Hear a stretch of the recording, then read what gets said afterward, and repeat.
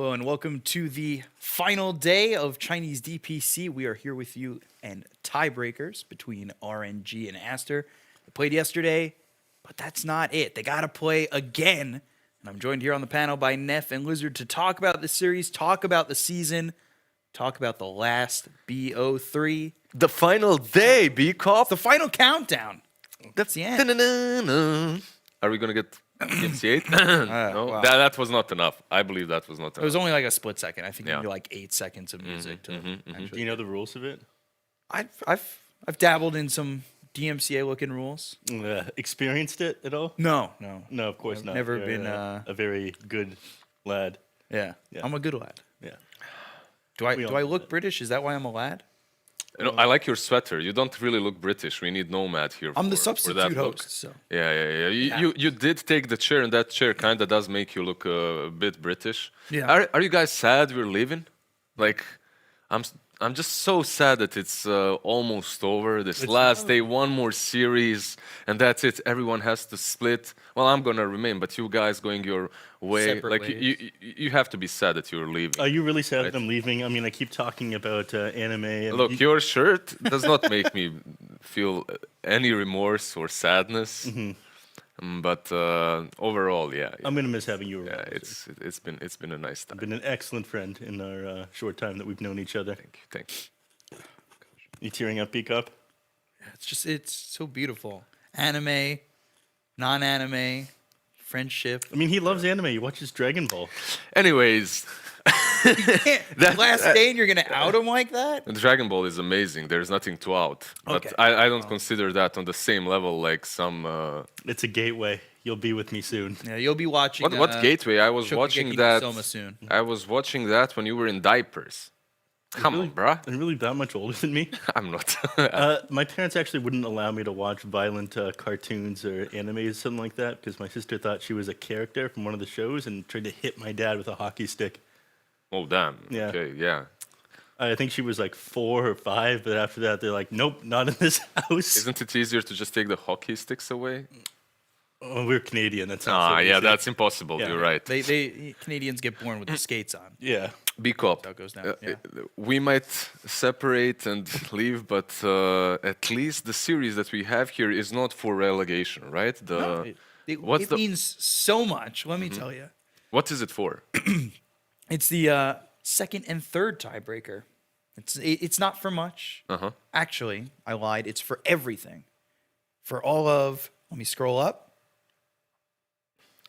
60 DPC points. 60 is actually a lot. Yeah. Yeah. That's And like a wait. full placement in a major. $1,000. All right. That's. For these players, for this caliber, probably not a lot. Yeah. Yeah. For teams that I was in, that was like, woo! Let's go. I've tried to play Dota for some money before. It's a lot of stress. It's a lot of pressure. The 60 DPC stumping. points, like there's 50 that made or broke qualifies Yep. for TI this year. So 60 is actually quite a bit. So there's a lot on the line for the single best of 3. I mean, right now it might not look like much, but when we look back on this later, if these teams just barely manage to make it in, then it will really add up. It can haunt them, right? Yeah. Like you look back and you're feeling like, damn, if I only played a bit better, if I only took that series maybe a little bit more seriously. Like 60 DPC points, Neff is completely right. It's a lot like how be in a the lot. early game in a Dota game, there's that one moment where you messed something up and that was the turning point of the game. Yeah, if I had that one last hit, Yeah. that's 150 gold, that would allow me to really buy get the this Blink Dagger a item little bit sooner. earlier. I would have been able to get on top of him at this time before he got his BKB. So you're saying the difference between TI and no TI is going to be 60 points or less? Could happen. All right, somebody clip that. When it's not, send it to Neff. All right, you're gonna be very embarrassed when it is later. Yeah, or send it to me when it is. I'll be embarrassed. I'm down for it. I'm, trying to throw you under the bus today. I was expecting to be the host because I asked Nomad, and Nomad refused to host today after yesterday, of course. And you blurted out, "Oh yes, Neff can take host from me if he can solve my riddles 3." Yeah. And at that point, You haven't I got just past riddle 1. no, not that clever. No. You haven't even gotten me to say the riddle yet, actually. You refused. That's part of the riddle. Yeah. You just got to get through the riddles, Neff. Nice. Happy to be Lizard here. input. Nice. Yeah, but to get back on track, to talk about the actual Dota, to leave the riddles for in between the games, we got RNG, we've got Aster. They played each other yesterday, right? Mm-hmm. Then Aster lost to RNG in what we all thought was a series that Aster was probably gonna win. We didn't really have much faith in RNG at times, especially throughout the season. They've struggled a lot. He's disagreeing, I think. Do you have the faith? Me? You said, hey. No, I'm okay. an agreeable person. I'm not conflicting. Okay. I feel that after they were playing the tournament in China, right, that they won, and because of that, they had a lot of eyes on them. They obviously to win something like that, it was a big prize. To win something like that, you need to put out your best stuff, and obviously RNG did capitalize on it. At least yesterday in their series, they learned what they needed to do, or they discussed what they needed to do versus Aster, and they adapted accordingly, stealing the Monkey King away, banning out some different heroes in that first stage. It does make a lot of sense that Aster is in a little bit of a handicap. At least was yesterday coming into the series versus RNG, but I believe that today we might see a different story. Might be similar, but I'm hoping for 3 games no matter what. Right. And I think Aster has just been impressive because they've been in a handicap the entire season. They're playing with 2 players in boot camp, 3 players in Indonesia, and it's not, the optimal setting for playing in the first season of the DPC. They're hoping that the rest of the players Switch the player come out back as well, soon. right? Yeah. They've had roster changes coming into the season. Yeah, it's not like But same the can be easiest said. thing. Same can be said for a lot of teams in Yeah. the Chinese region, right? The only team that didn't change up their roster was PSG LGD, and they managed to take the season flawlessly. Yeah. Yeah, they've played really well, obviously finishing in first for 300. I know you're happy to points. see that. Come on, you can admit it. Am I allowed to be biased as the host? No, but we'll allow it for today. Tiebreakers, special day. I mean, as a host, you can do whatever you want to. Really, it's Don't your say show. those words. It's your Whatever show. I want. Come on, You know, do your thing. let's go. Do the dance. The LGD dance. Go B cup. Go B cup. You guys were doing this before we started as well. Yeah, if I could do the LGD dance, if I knew I could do anything, I would. What's an probably, LGD dance? I don't know. It's just a It's your little happy specific dance. thing. You have like some specific dance. no. It's just a happiness dance. You do the happy dance. Do you have a dance for Aster or RNG? If I could dance, yeah, I Yeah. would. It would be a dance of excitement because I think these teams are pretty close after what we saw yesterday, and I'm hoping for their games as well. I think what everybody's hoping for. We came in yesterday saying we all hope for 9 games, and then we got what we wanted. I was hoping for God King's return to form. I wanted to see more things like his Battle Fury, Bloodseeker. The only game where he ran that, though, he ended up lost. losing, Yep. which is disappointing. The man, I feel like, is losing his confidence here. If you Well, can't play Dota how you want to play, I think it affects every part of your game. Yeah, of course. Especially as a carry player, that's on the frontier, on the first lines of the front. Like you're the one that has to innovate to stay alive, Yeah. and you're the one that has to find different item builds and different ways of playing heroes in patches, right? I think that I like that he's still confident enough to switch it up, to even buy that Battle Fury, right? Later on, what happened in that game doesn't matter. You can blame it on someone else as long as he tries. As long as somebody has more deaths on his team, you can blame it on him. He had someone to blame. Exactly. fine. An interesting stat that I've seen before on the screens before you was that Aster actually picks up 2 to 3 more runes before minute 10. Yeah. Like against RNG, which means that Aster's supports are helping out their mid laner a lot more on average than RNGs are. That's a big thing. Like that should make Ori's life overall way easier. And if you guys remember, Ori in the last season, it was Richie Gaming, right? Yeah. Yeah, in the first 2 seasons, obviously. PYW and DY were literally babysitting that man every single game. No matter what happens to his lane, no matter how hard he loses, is because he had a really bad stint of form in season 1 and 2, which he recovered from, obviously. No matter what would happen on that mid lane in 1v1, the supports would always be there, and I like that Aster is actually recreating the same thing here. Yeah, with Bobica and PickU also known as Siamese Cat. Like that, I don't know if that's the first support duo that really jumps off the paper when you're looking at this division, right? You've got so many guys like Felix and X Nova, especially X Nova, who's known for warding, his warding around mid, keeping his mid protected, making those rotations. There was a point where he was playing Witch Doctor all the time, and he would make those rotations over mid and really protect as much as he can.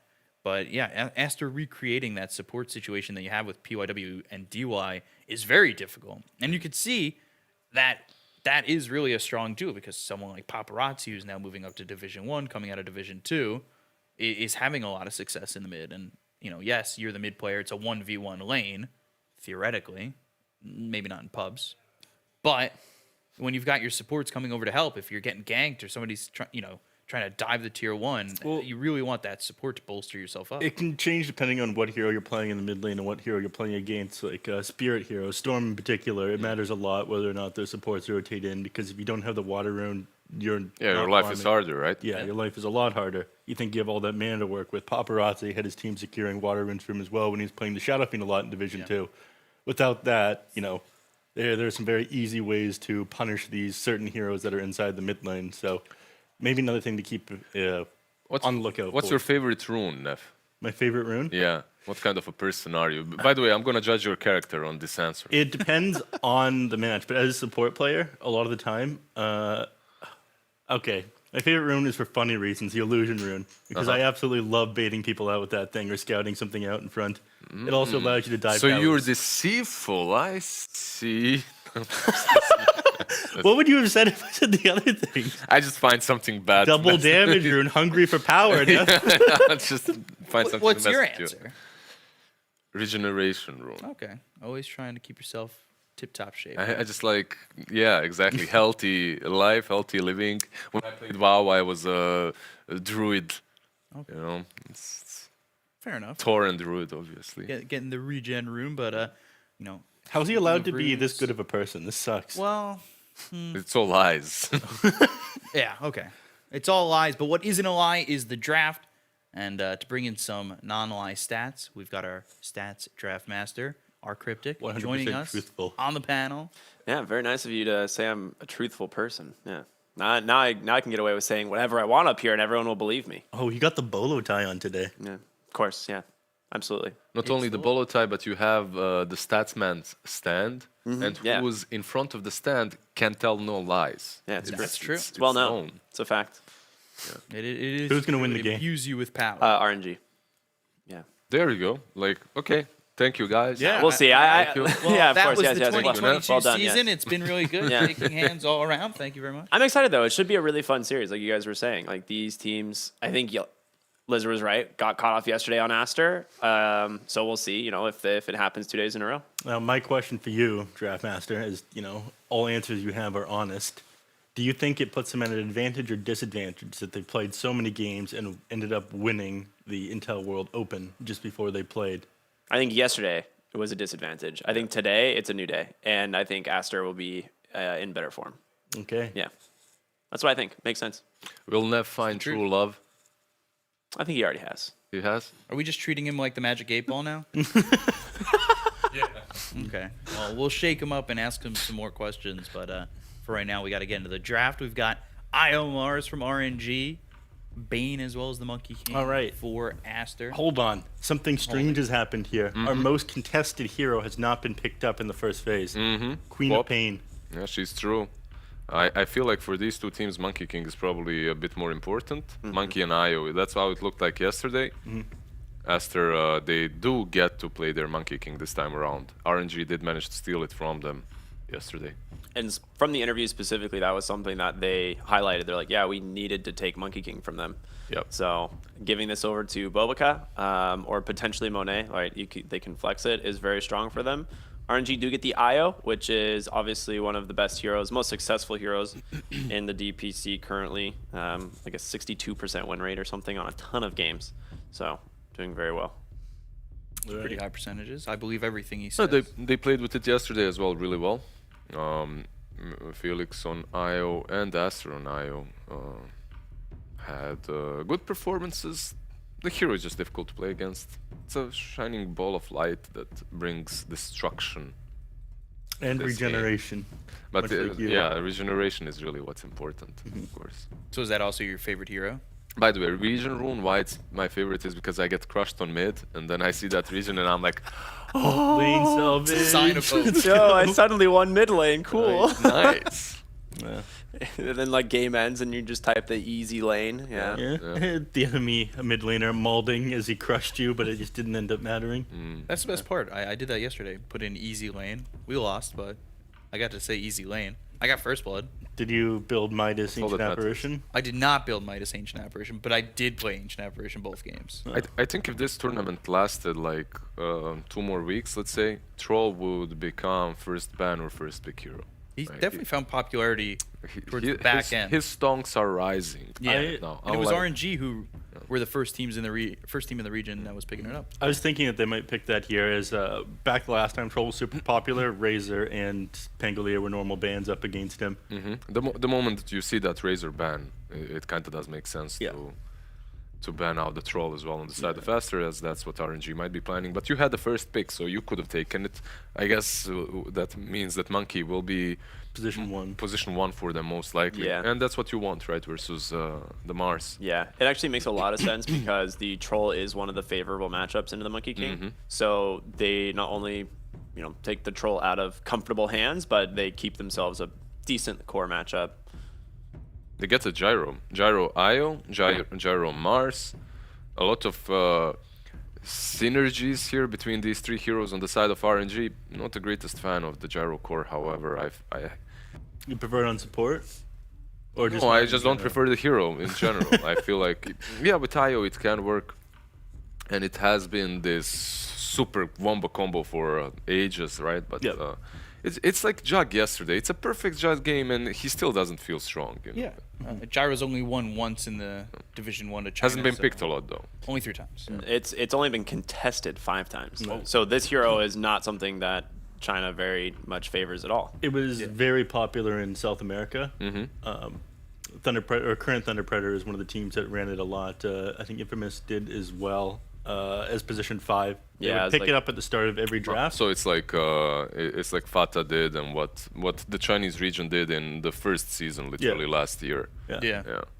Yeah, they'd take it at the beginning of the draft, and if they didn't counter it, then a lot of time they'd run it position 1, unless they saw a better hero. Otherwise, they'd run it position 5. No, the build on 5 was fun for a while. The Tranquil's Veil build and what Earn, and you just run around, dish out tons of damage. They get a Shadow Demon as well. Okay, that's a little bit of saves here coming against the Bane as well, right? Yeah. Yeah, Bane Marana. It's decent against Monkey King too, right? Demonic Purge, very good at dealing with the Jingu Mastery. Yep. Also being able to make space between Monkey King and your allies. Yeah. So a couple of reasons. Do you think that they're lacking at all in damage right now, or do you think there's plenty between Gyro if he's a position 1 and the Mars? Yeah, I feel that they're lacking a true playmaker, someone that goes in first on RNG and damage. So Should Spirit Hero, you're thinking? a Spirit Hero and damage should come secondary, really, for RNG. That's a secondary thing that they should be thinking about, because you do have a Gyro. The main issue that I see for them is this lack of initiation and catch. You have Mars, you have Shadow Demon, but that's never reliable. So No, you need someone to play further up front to scout for information so Mars can get off a good arena. If he's the first one in, then you catching one person out maybe. And something that's for Somnus, some Embers, Void Spirits. Storm is already banned out. So. Puck is somebody else they could. I would love Puck as well. Not bad versus all these 3 heroes. Void Spirit gets Spirit. picked up. Yeah. And they'll probably ban out some Spirit Heroes next year in order to. Ember for sure will be removed. It is one of the favorable matchups into the Void Spirit, and it's a pretty good Ember game as well. So Puck and Ember probably. yeah, Right? Like those if- would be like those got to be the 2 on the top of my head as well. From Aster, those 2 from RNG, they ban out first the OD, who would be pretty damn good with the Mirana. Suddenly you would have multiple lanes to set up the arrow on, right? It's a strong lane as well. But even there goes the Ember first. But from Aster, I would love to see some utility-based offlaner here, maybe some extra stun as well. Pango's already banned, which is what we see is a lot of times one of the best heroes at dealing with the Mars arena. So you don't have that option. You could, I mean, we've seen Centaur a couple times. Into Mars, it's kind of difficult. Into Mars, it is difficult. It's more popular in the Chinese region than anything else, but you look like it's something, say, B-Cup. No, I was just gonna say Centaur has been picked just once. Yep. But it has a 100% win Yeah, rate. it did win that Kicking game. butt. It was a very good Centaur I've game. been seeing a lot of Tide though. Yeah. When I don't Yeah, know if it's the best matchup, but it is rough into No, the gyro lane. Damn, that Prophet went through this whole time. Kunkai actually the one banned out. And they get the Tide on RNG. Okay, so it's mid Mars potentially. Or mid-tide. Or mid-tide, yeah. Mid-tide so I mean, far. both are 7-8 good. played it. Both Yeah. are good versus Void. Yeah. And they steal that Tide away from Aster. Yep. I'm not sure if they would have picked it, but all right. They definitely made it more interesting on the side of RNG. They didn't get that initiation or catch that I wanted, but it's not bad as well, right? Like you get two big ultis to play around the Ravage, the Arena. Yeah, the Ravage in the arena. I mean, the Tidehunter is able to play further up front and Doesn't they care have about some- grip, right? as Yeah, well. doesn't care about grip or the arrow. Like these huge duration stuns that come out into them, he'll just dispel them off. And it takes a little while before Monkey King's ready to build a Silver Edge. He'll get it eventually, maybe, but we'll have to see. would it be worth going into the Brewmaster? I'm not crazy about it. We've seen it have a lot of success in this region so far. They have no form of a break right now is my biggest issue if they want to go for a break. Some Legion for the versus Shadow Demon and Io, it's Yeah. bad. What offlane do they get here? Some stun like a Sand King Mirana or something? Well, never mind. Put that monkey on the offlane and just pick up a Morphling, sure. And just destroy the They're putting gyro. Monkey mid. Yeah, it's gonna be monkey, Monkey mid, mid, 100%. actually. Yeah, Okay. it's, Oh, yeah. it makes That way even more sense. You Yeah, take you're right. XXS offlane. Void Spirit's a hero that can side lane still. Yeah, Not yeah. traditional, but it happens. No, you're definitely right. Monkey King on that short mid lane versus either the Tide Somnus. or the Yeah, Mars. mid-Mars. Mid Yeah. Mars, yeah. Versus the Mars, it should be quite That's- simple That's for him. XXS on the Void Spirit. Yeah, it's going offlane Void Spirit. Who cares? He's so skilled. He can play Yeah. whatever. Give him Storm on offlane. He's Best gonna make player it in the work. world, according to you. Sure. Offlaner. Offlaner. After would we second that, pushed best you into saying offlaner. it. No, I actually did believe that XXS is top 3 offlaner even before you guys pushed me. But we'll see. Void Spirit is definitely a different cookie to play, but I think he can do it. Yeah, definitely a little bit of a different draft now that we've seen the picks on the Euros. This is Do- fun. do- I love this draft. Do you? From both teams. It's just like very, very new. Like we see every once in a while like changes up in the lanes. This is like the first time we've seen both teams kind of swap things up and do something unique. So I am still gonna lean a little bit more towards RNG here though. Yep. I'll follow. I feel that it's weird from both, but it's less weird from RNG. Meanwhile, I do love the morphling into gyro though. Yeah. I think that can be a huge difference maker. I'm still gonna go with RNG though. Neff, quick prediction. RNG. I am a RNG. God King follower. Okay. So Baited Aster. I was gonna say I'm going Aster. It's gonna two be Aster, two two RNG. Asters, 2 RNGs, and 2 casters that are gonna take over here. We've got a premier analyst, Black, and Nomad. Take it away. That was very nice. But anyway, yes, I am indeed here with Black. Actually, our first time casting together, Black. And I didn't know that you like to, business on the top and, well, nothing on the bottom. It's quite disturbing, but... It's something I heard many, many times in my life. Yeah, I wasn't given any warning. BCOP never told me about this, so... Yeah. It's something you learn to do with the Oh my god! What's happening? He's dead, Black. He's died. Somnus says, I take this. I had a talk about that with B-Cup yesterday. There's some certain abilities you always steal kills with. God's Rebuke is definitely one of them. Okay. And Sleight of Fist was the other one. You That's always very wait for useful. the last hit, right? Yeah. Always. And he's a mid laner. This is a mid Mars. We've got a crazy matchup in the middle lane. We're so bored of these storm spirits, voids. Oh my god, it's so dull. And then RNG and after they say, hey, let's put some spice in this curry. Let's get a Monkey King versus Mars matchup in the middle lane to for the viewers to enjoy for the final match of the DPC season. Yeah, it would be boring otherwise, right? RNG, they're playmakers, showmakers, they're showmen. And the same with Aster. It could be another rune fight potentially. But Bane, of course, has a night vision and... Yeah, Okay. he probably don't want to get slapped there. Probably not. Probably not. I'm actually surprised he didn't just sleep him there. Yeah, I mean, chilling. Aster, you know, they're pumping the brakes a little bit. They got first blooded. They don't want to. They don't want to be second blooded as well. Yeah, Absolutely don't want to be third blooded black. or fourth blooded. That would be a disaster. Yeah, or the 69th blooded. 69th blooded would be yeah. That's pretty amazing. You're still in the game at that point, to be honest. That's a lot of kills. But yeah, this mid matchup should be pretty even. Like Monkey King, if he ever gets Jingus up, can of course put in the pain, but it's hard to get Jingus up. You have the spear, you have the rebuke. So someone should be able to free farm here just fine, especially with that first blood. Yeah, kind of similar to the Razor matchup with Mars as well, right? He Yeah. can just kind of push them away whenever it gets a little hairy. Yeah, and the sad part is Monkey King almost has the same attack range too Oh, as very Razor. Yeah, very balanced hero. Cool. He has got a very big stick, so you know it's understandable. Have you ever read the novel of the Monkey King? I did, yeah. Some interesting stuff in there for sure. One of the the Jingu Bang, yeah. as we call it in Chinese. The what is it called? The Monkey King bar. Yeah, Yes. yeah. Are we talking about the Valve comic or something more cultural here? It's actually a Chinese novel. Oh, I see. No, I Yeah. haven't read that. Yeah, that's where the hero originates from. I see. I thought we were talking about the Monkey King comic. So I have not clearly read- we're on different intellectual levels here, Black. I have not read. I haven't even read that one. Oh no. But yeah, who are you going to? You got Aster or RNG? You know, I'm gonna go RNG. I think RNG got this first game. It just feels like it makes more sense to me. Maybe I'm a pleb and I just can't. My brain can't process these Aster heroes. But It's definitely a bit wilder. Like, it's a lot easier to play RNG's lineup. Let's put it that way. But if the Morphling gets really big, you know that's the way out. You get the free flag cannon as a Morphling is always very dangerous. yeah.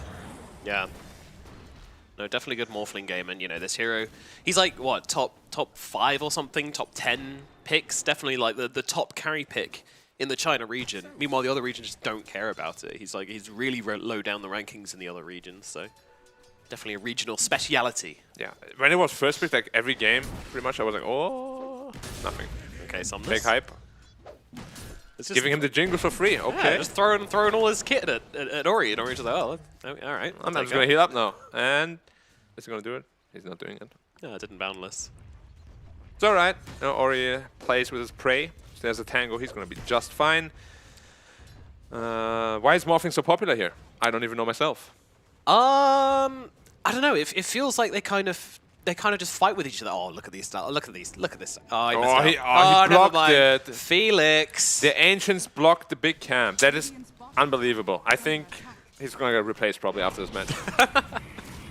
You can't even stack 2 camps at once, Felix. Come on. Ooh. This is an important match, Felix. Boboka off the mark. Yeah. If there was Sync Q, as we said, Orb of Venom, you can't miss the arrow anymore. Yeah, but he doesn't have one, so The Orb of Venom is missing. he's missing that. No setup for him. It's a novice mistake, honestly. Yeah. Both yeah. post 4 players really need to step it up here. Definitely. There's too much on the line to be making these kinds of mistakes, Black. Yeah, it is. I'm sure they're just warming up, though. It's still bright and early. Not that early, but it's still Game bright. of time. Game of time. Game of time, yeah. Yeah. Basically breakfast time for them. Yeah. Us. Us. Yeah, really Us real gamers. gamers. Yeah. True. Despite being waking up at like 5 AM every morning.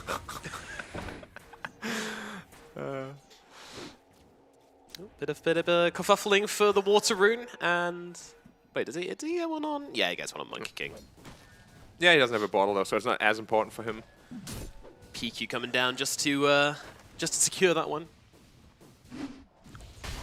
Yeah, how's our Morphling doing? 22 CS, 28 for the Tidehunter. It's really hard to stop a Tidehunter from like ever really farming. Like Kraken Shell and the Anchor Smash is just a little bit too much to handle, especially if you have low range, like a Morphling. Oh, he's moving in onto Chalice here, which means he's going to get in range for the Anchor Smash, therefore lose a lot of damage, but all good, all good. Mane just going to retreat to the trees, get salved up by support. Thank you very much, Bane. Yeah, especially the Morphling, like you can pretty much never kill a Tidehunter because you just lose like 80 damage. Because all your damage is white damage. What's happening in this middle lane? Like this isn't looking too good for Ori. You mean for Summoners? Sorry, for Summoners. Yeah, it's actually looking a lot worse than I thought it would, especially with that first spell help as well. Like the lane is not easy for Mars at all, but I thought you can just pretty much just secure creeps with spells every time. But we did see he just aggressed on him for no reason, like twice, and Ori was like, all right, thank you for using your stuff. I'm full HP again. Yes, jumping the gun a little bit, getting a bit antsy and just blasting out all his spells. Oh, cool. He gets the career on the return there from Chalice. Yeah, but Chalice is pretty much untouchable at this point with the Ring of Health, level 5 Tidehunter. It's a great hero. Wow, just put him to sleep so he can't pull the creep wave. That is annoying. Yeah, the aggro just gets lost, and now Chalice, all that work he put into doubling up the creep wave. Damn it. Damn it. Now I've got to walk all the way back. I'm going to lose a creep in the process. Gets denied.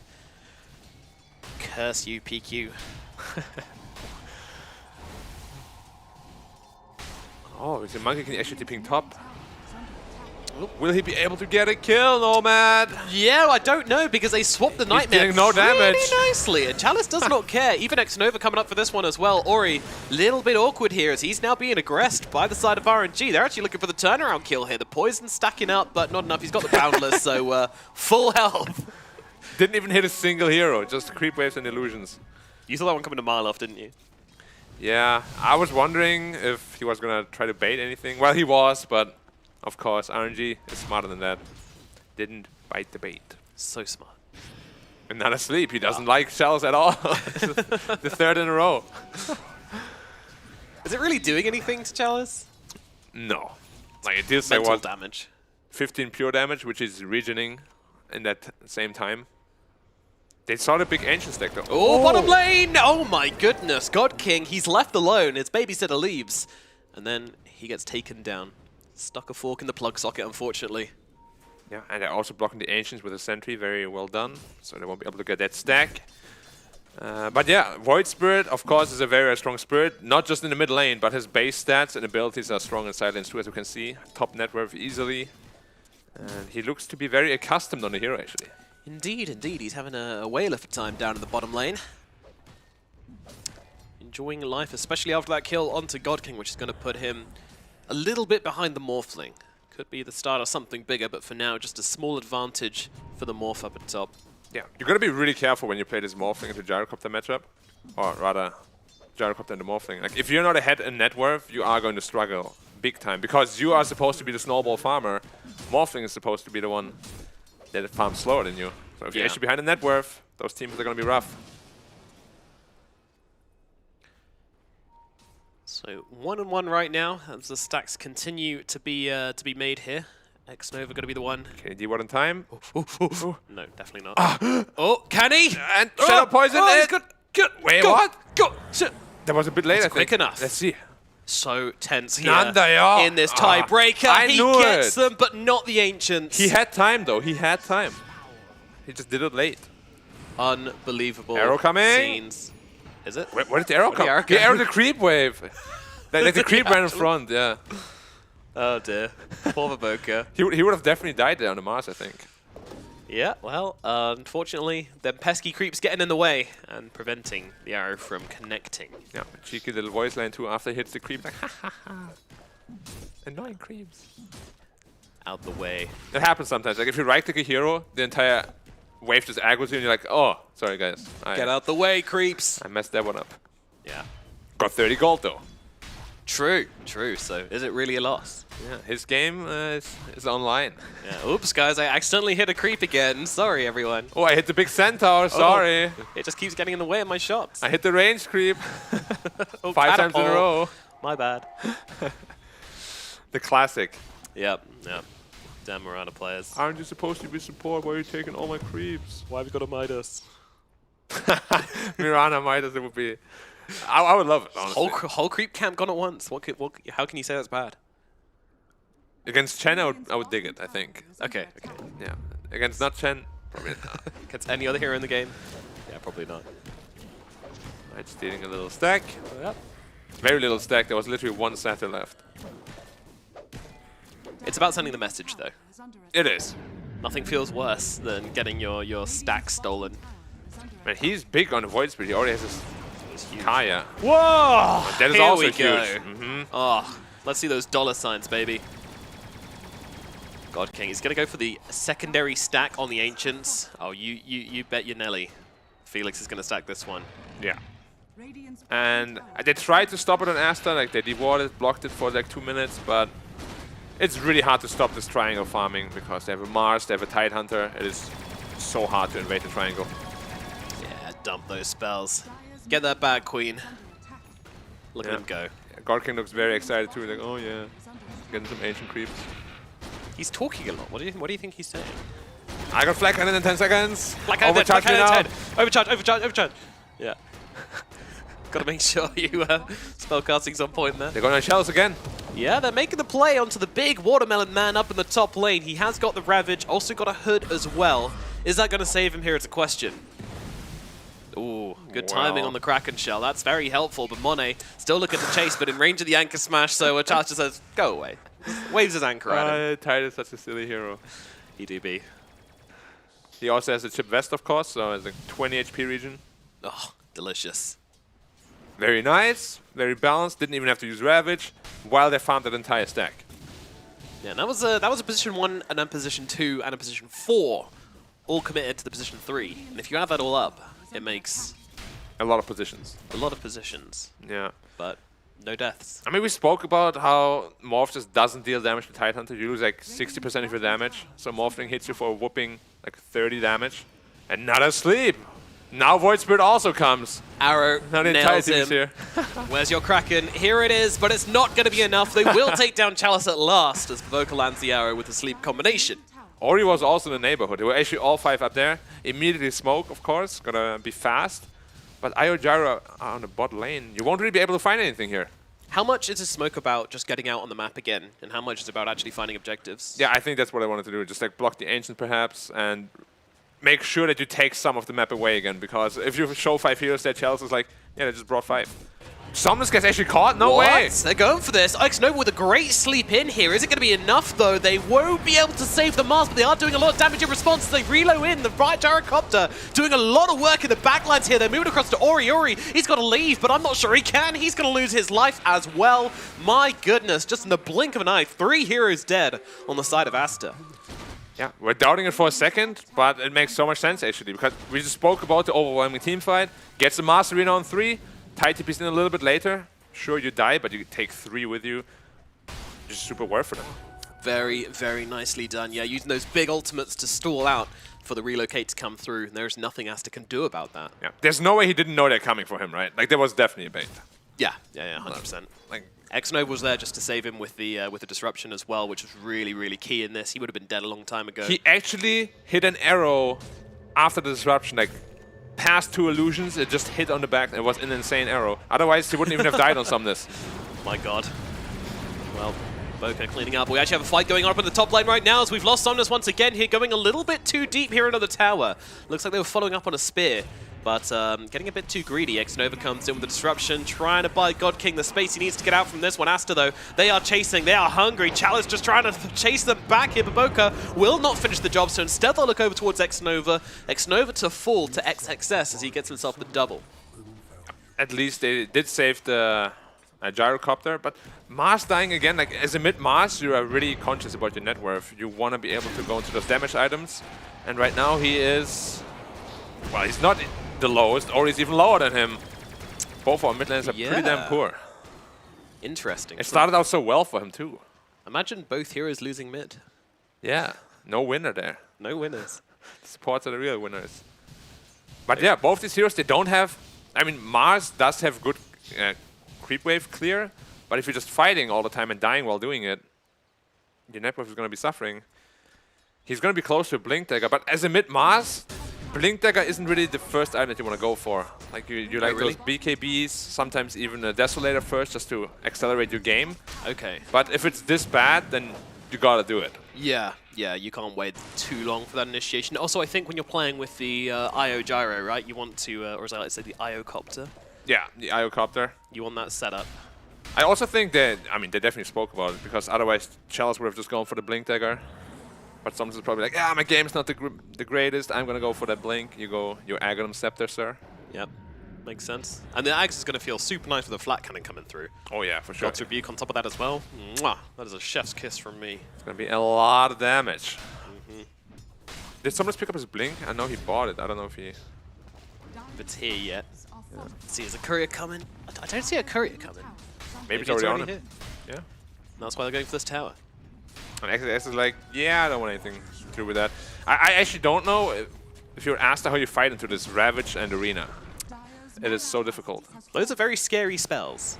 Yeah. I think might want to purchase some BKBs perhaps. Yeah, your Morph needs to be a lot bigger than he is right now to be able to fight that. You want to play the pick-off game, but not on the Tidehunter, because you can't pick him off. How much of this game has Chalice spent asleep? Oh, bottom lane, they've found the initiation. They've got the Monkey King with that Blink Dagger. Ori trying to turn around, but there's nothing he can do here. He's just going to end up going down, but who to? Felix gets a kill. Yeah, and Chalice is just walking it off. Didn't even get brought down to half. It's just silly. Like, Tide doesn't care about Bane or Mirana, any of these combinations. The Kraken Shell will just wake him up. He's wasting so much of their time, too. Gonna try and make a play on him now. He's gonna pop the Ravage and just walk away from this. All right. That was a very He doesn't preemptive even Ravage. walk away. He's still here. Yeah. I'm not quite sure why he Ravaged there. He's still like way more than half health. He got a little bit spooked. I mean, Chalice really does like to Ravage. Like, he is He the does. most liberal Ravage user of them all. I'm pretty sure he has it on autocast. Would have been funny if he just like RS. Oh, smoking to the triangle. Just still tad late. They saw him under the ward, but Gyrocopter farms these camps way too fast now. And Gosh darn it, we missed the bus. now there's a Tidehunter in front of the tower again. Yeah, but no Ravage. So Aster are feeling like they've got an opportunity to do something here. They're going to try and make a play for the tier 1 tower, whilst the Void Spirit, it doesn't find anything. I was looking for X-Nova to spam some Shadow Poison. But yeah, if you use a Ravage deliberately like this, it's a problem sometimes, because you can't fight right now. Like, you need that Ravage. Arena alone isn't enough. Indubitably. However, they do make the trade at least. Bottom tower's going to go down for the middle one. Ah, someone's looking fly in his jacket once again. Look at that boy. Yeah, the jacket is really cool. And Gawking rocking the sweater. Yeah, nice cut, nice shade of blue, I would say. Very calming. You invade our triangle, we'll just take yours. A trade deal of sorts.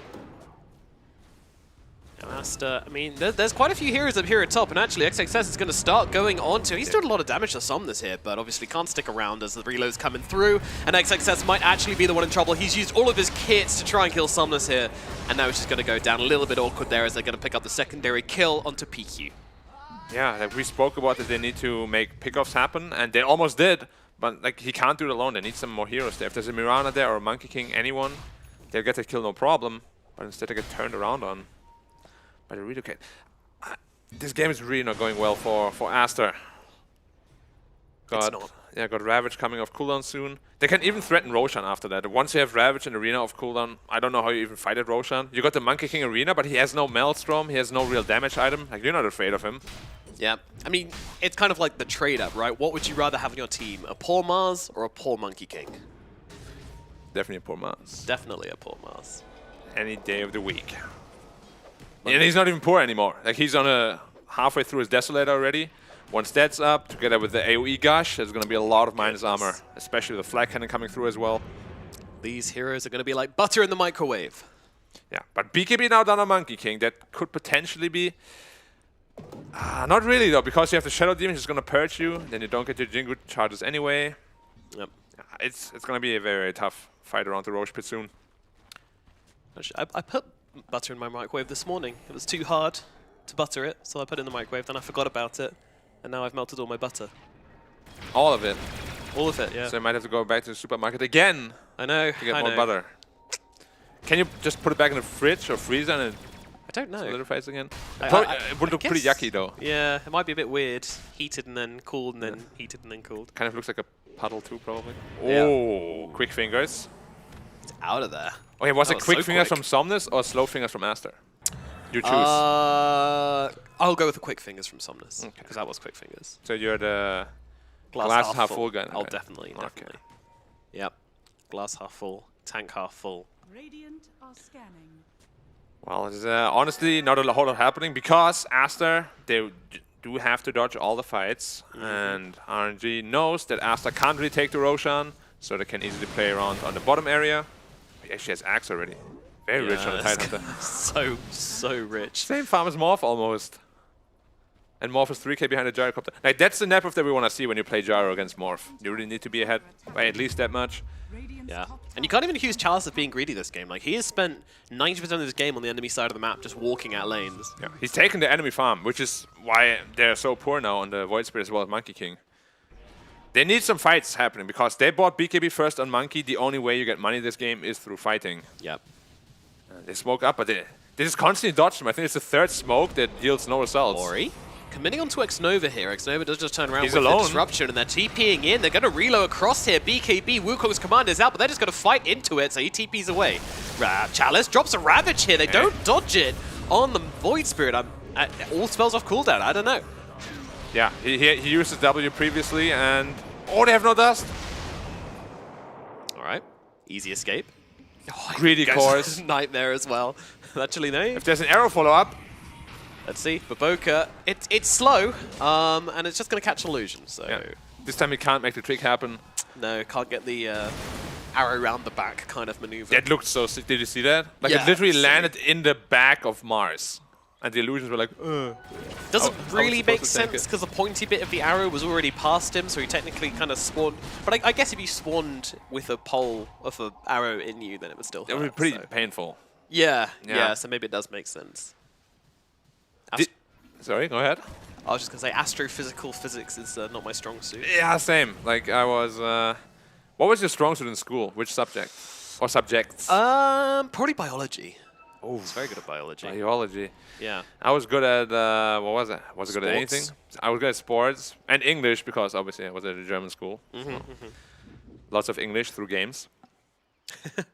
I think this is how most gamers learn English, to be honest. They say it's not useful. Oh, you've caught the Monkey King going for a TP. He didn't here. BKB actually. Nope. And now you're dead. Well. I saw it was off cooldown, Ori. You cannot fool my eyes. Yeah. And now they're really getting on the morph. I mean, that was just a sick find from Xnova, though, using the poison and the disruption. Yeah. Not sure you should be BKBing to TP out there, but yeah, just Xnova being a boss. And now they sleep on Chalice. Now they're actually all for here, though, and they relocated out. All right, this should be a kill. Gonna throw everything on the way of Chalice here. Doesn't have the Ravage, so will just be eventually brought down. They get the Watermelon, but revenge is coming. Somnus jumps in, gets a spear out onto XXS. He'll astral himself away, however. Turn across to Monet here. I don't think Monet's too bothered, though. He's just going to steal the gyro form and kind of watch, but again, not much they can do. Yeah, they probably expected Tide to be able to live just a little bit longer and then turn it around with the IO heal potentially. But they finally get the pesky Watermelon. It was about time. Like, Chalice has played really, really aggressively, and the more you punish him, the less likely he's going to do it again. It's kind of like when you burn your hand on the stove, you know, like, yeah, next time, maybe the second time, I don't really touch my stove very often, Yeah, you shouldn't. because I learned. Yeah, but sometimes it's like a little bit like, intriguing, right? Like, True, true. Daredevil, it's still hot. Sometimes it's just the only way to feel alive. Burn yourself on a stove, yeah. Yeah, Naturally. naturally. My yogurt became ice cream. It was so cold in my fridge, I don't know why. Oh, I thought you meant from putting on a stove, and I was like, Yeah, exactly. this is not You how gotta that keep should up, work. keep up. Come on. Yeah, sorry, very fast-paced. You're casting with me, it's fast-paced. I'm the Okay. creator of the anime, by the way, in case you were wondering.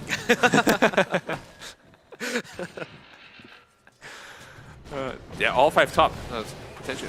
Yeah, shotgun that gyrocopter. He has Show a one satanic properly. on gyro. He's Oh my god, he's so big. he's a big boy. He didn't shift up? He's not He didn't shift shifting. up? He's not shift. Oh, the spear! Did the spear throw out of the Ravage? Somnus, you agent! Okay, never seen that one before. Ori now turning around with the Wukong's command, trying to fight into this one. Can they fight RNG? They're trying, but they're actually going to reload them to the side? Well, it's interesting, and it might just work as they take down the Bane on the sidelines here. Despite the agent play, they still come out ahead because Gyrocopter is just too big. But too big to fail. that was really close. Like, the shotgun was actually in the air and the relocate saved them away from it. Really? That is next level. Just moving him out of the Wukong's command, like, it looked weird because it was like a 2 centimeter relocate, but It was really pretty good. big brain, and now they're trading rockets somewhat. Buyback Oh, on the buyback Bane. on the Bane. They've got the arrow out onto the Tidehunter here. Chalice, it's a big target. They can bring him down. Monet trying to get the finish off onto him, and they will not actually get the kill. He's out of there, and now they're turning around. Oh my god, the Marauder just gets absolutely shredded. They'll move their attention to the Bane. He's not getting out of this one. I don't believe the spear will finish the job. And once more, RNG just holding steady. They have the sustain. They are not going anywhere. I mean, RNG beat them yesterday pretty convincingly in that game 2 and 3. Yeah, looking to repeat the same story here. I think Roshan is next. And then you have the Daedalus on Gyrocopter. I really just don't know what you do about him right now. Like, you gotta Fiend's Grip him, but you have 2 saving heroes that can easily cancel a Fiend's Grip as well. Yeah. Or just disrupt him, relocate him out. You got Ravage, you got everything you need for the Gyrocopter to succeed. What does the Morphling have from his team to succeed? Nothing, really. There's a Wukong's command and... Yeah. XXS, like Wesley, did have a great time in the laning phase. He just didn't really find the kills after that point. I don't know. Do you feel like XXS should have been kind of looking deeper into the enemy side of the map to try and make some plays happen, or was it just not possible against this lineup? I think the biggest problem is just the Monkey King is too poor. Like, they need more damage, but the Monkey King isn't pulling his weight right now, basically. Like, he is supposed to be probably around the network of the Mars to be able to have impact. Like, you have a Desolator on top and maybe one more damage item. But right now, it's just not cutting it. Like, look how tanky Tidehunter is. Gyrocopter sitting at 3k health. Mars has the Bulwark. Soon his BKB. I don't know where the damage output is going to come from. It's all Morphling. Yep. You know, we say something in England, not enough to cut the mustard. I don't know what it means. You have pretty tough mustard in England. I guess we do. I don't know. I've tried it. It doesn't seem tough to me, but maybe I'm abnormally strong. I was in England once for a LAN of Heroes of New Earth.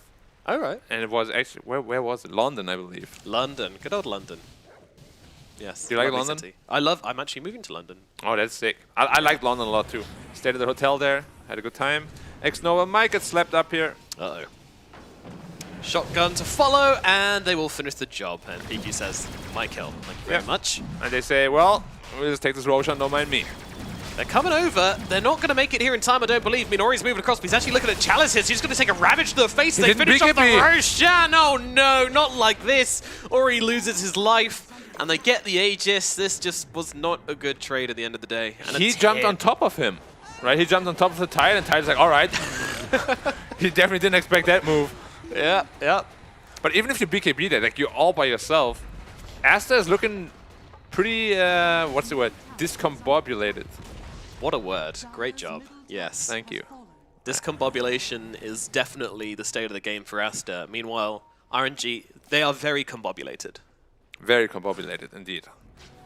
And at this point, I don't know what's going to stop RNG from just taking the last tier 2 tower, perhaps even just threaten high ground. Yep. You have a shotgun, sure, on the Gyrocopter, but even if it brings him to half health, I would just heal him back up. Yeah, I mean, do you not just shotgun the IO instead? But if you can. If you can. If you can reach him. Here's BKB now on Mars. Good luck bringing him down. Somnus BKB comes out from him, and yeah, Aster just going to back away from this. So not bad, bailing out the BKB, and actually, PQ's still following here. Didn't have the Ether lens, unfortunately. Oh, yeah, great. Chalice is like, come at me then. Yeah, moving on to Moonlight Shadow and finding Chalice is just like, well, all right, this is useless. Chalice is always smiling when he runs into the enemies. Like, He's smiling a lot this game, then. Yes. So Literally the entire game. That's what they say, though. Do what makes you happy. Yeah. Bane gets very happy by sleeping people. Really He's been doing it all game. Like, no follow-up, like, ever. He's just like, good night. Good night, bye. See you next time. Fun hero. It is. To be honest, I don't even mind playing against Bane so much, because when I get slept or something, you know, sometimes, you know when you got like an itch or something, and you're like, oh, I can't itch, and then you get slept, and you're like, and then you get arrowed, so I got 12 seconds, okay. Yeah, exactly. We get Reaper Scythe, and then you can, you know. Okay. Okay. Just leaped over the arena, no worries. Leaping away from all your problems. But this is a problem you can't leap away from, unfortunately. A Gyrocopter on your high ground, pushing away at your buildings. And this tier 3 is already gone. RNG are looking for the first lane of barracks here. Ori's going to jump in, pop down the Wukong's command. Once again, holding on for the BKB for now as they jump in the backlines. Mono looking to try and find the IO, but the disruption comes through to try and save his life. And now the Ravage to follow up as well. Oh, RNG, they are playing these fights absolutely beautifully as they take down Monet. Monet, no buyback. GGs are out, and that is going to be game number 1. Yeah, that was unfortunately a pretty... not the greatest showing of assets, put it that way. Like, if you put Monkey King middle, you really gotta make sure that you keep the pace of the game high and you find kills left and right. Because you saw, like, Monkey King is not a hero that really farms fast. He fell behind so far that ultimately against those two saving supports and the Tidehunter, even the Mars, they just had no damage to go through. The last teamfight looked so sad. Yeah. Like, It didn't really Morphling look went like a in. team fight, did it? Yeah, more like skirmish. I don't know. It's like I really don't know what Aster could have done after that mid game, because they were just too poor. Had no net worth on their Monkey King, who was supposed to be the biggest damage source until Morphling comes online. But Yeah. he never came online on Monkey King. What do? Don't put Monkey King in the middle. Very Don't put risky. Monkey King middle. No, indeed. I mean, he had a good lane as well for the start, but then one death and he just kind of petered out and felt like a wet dishcloth, not really doing anything. Yeah, feels like they spent half the game just trying to kill Chalice, and the rest of the team just farmed. Yeah, it really did. And they weren't even stopping Chalice from doing anything. Chalice was Yeah. just like, oh, I've been slept for a minute. I'm just going to farm another camp. Oh, they're trying to set up on me. I'm just going to farm another camp. Nothing really stopped him. So there you Rough go. one. Rough one indeed, but hopefully game number 2 will be a little bit better. Let's find out and throw it over to our panel to break down this game a little bit further. Over to you, B-Cop and the boys.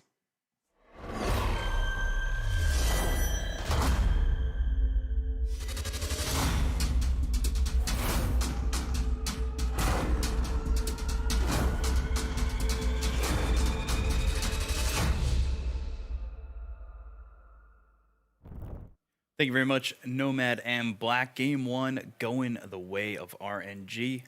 Joined by the boys, as Nomad called them, Neff, Lizard. Guys, it was a one-sided affair. No real pushback at all from Aster. Does RNG have Aster's number? Is this just going to be a quick 2-0? I don't think so. Maybe. If the drafts are similar, it could happen. You feel like that was the biggest issue after you claimed to have baited us, and then Nah, I mean, I'm just making it interesting on the panel. It's kind of, boring when everyone goes for the same team. My mind hasn't changed. Both of the drafts were extremely weird, but RNG's was less of so, right? I mean, the Morphling struggled to farm nearly as fast as the Gyrocopter, but that's normal when you're up against him in the IO. It's like you get this Mars on mid lane or Tide on mid lane versus Monkey, and yeah, he might do all right on Monkey King in the laning stage. He might, doesn't have to. But what you do afterwards is much easier on these heroes that are like Tide or Mars. Hell, that's the reason they're picked all the time on playmaking positions such as offlane, right? Yeah. It's just much easier to execute and play that mid game than it is for a Monkey King. And I also feel that if there's a hero that you don't play a lot, it's way easier to do it on a Tidehunter than on a Monkey, Yeah. right? Yeah, definitely. Neff, is there anything you think you want to see differently from Aster to make this a 1-1? I'm thinking with Lizard, and I want to see different drafts this game. Both teams were a little bit weird. We saw the surprise picks come at the end. I mean, it was very clear that neither team was that comfortable with their hero. I think they were like bronze on a lot of them. Yeah. a great That's way a good indication. Yeah. Yeah, I was going over some. I mean, I know it's not like that good of a way to judge how many games somebody's played, but I was going over some replays with one of my friends, and one thing that I kept highlighting in some of these games that people were making mistakes in was the fact that they were bronze in some of these heroes. Just hadn't played enough games, and I don't know. I feel like in current age of Dota, you need like 500 plus games on anything until you finally well, not on anything, but maybe I guess like it 20 depends. games or It so depends how before- talented you are Yeah. as well. I really feel that I felt the same way. Like I had the same literal idea. For me, my whole life was like, okay, let me spam this hero 500 times, and then I'll become so good at it that I'll just pick it all the time, and it kind of works. And then you see someone that just plays a hero 100 times and he's better at you, like five times less, and he's still better than you. It comes down to a little bit of that talent as well. Yeah. The young blood in the scene is definitely proving that. So you're telling me everything to indicate what a good player is their Dota plus metal on their hero. Taking what I said out of context, but sure, just put a Herald Grandmaster techies in the game. I'm sure he'll just win every game, right? Yeah, That's what Yeah. it said. None of these people here are Grandmaster in the game. It's he easy was- as that. he was expecting some ancient aversion Yeah. connotation there, but you're not gonna get it, big cop. You're the host. It doesn't matter what you play. You don't even have to play at this point, right? I guess. I guess yesterday was my last game of Dota. You won. You won Won. versus Immortals. Yeah. Yeah. That's something that not a lot of people can brag about. In insert X metal bracket here. Yeah, I'm just not gonna Yeah. name the bracket. Don't oust me, That's please. redacted. Not gonna. Yeah, it's redacted exactly. I will say it doesnesn't start with an Classified H and it information. doesn't start with a C, so we're good. You guys need like very high C and DPC clearance before you get that kind of information. it's Give the clearance. out of my pay level, right? Yeah. Like out of my clearance zone. No, Can't share that. yeah, our badges are only level 7. We need like Exactly. level 9, 10, badges. 11 even. Yeah, maybe even 11. Gets us up onto the top 4 Yep.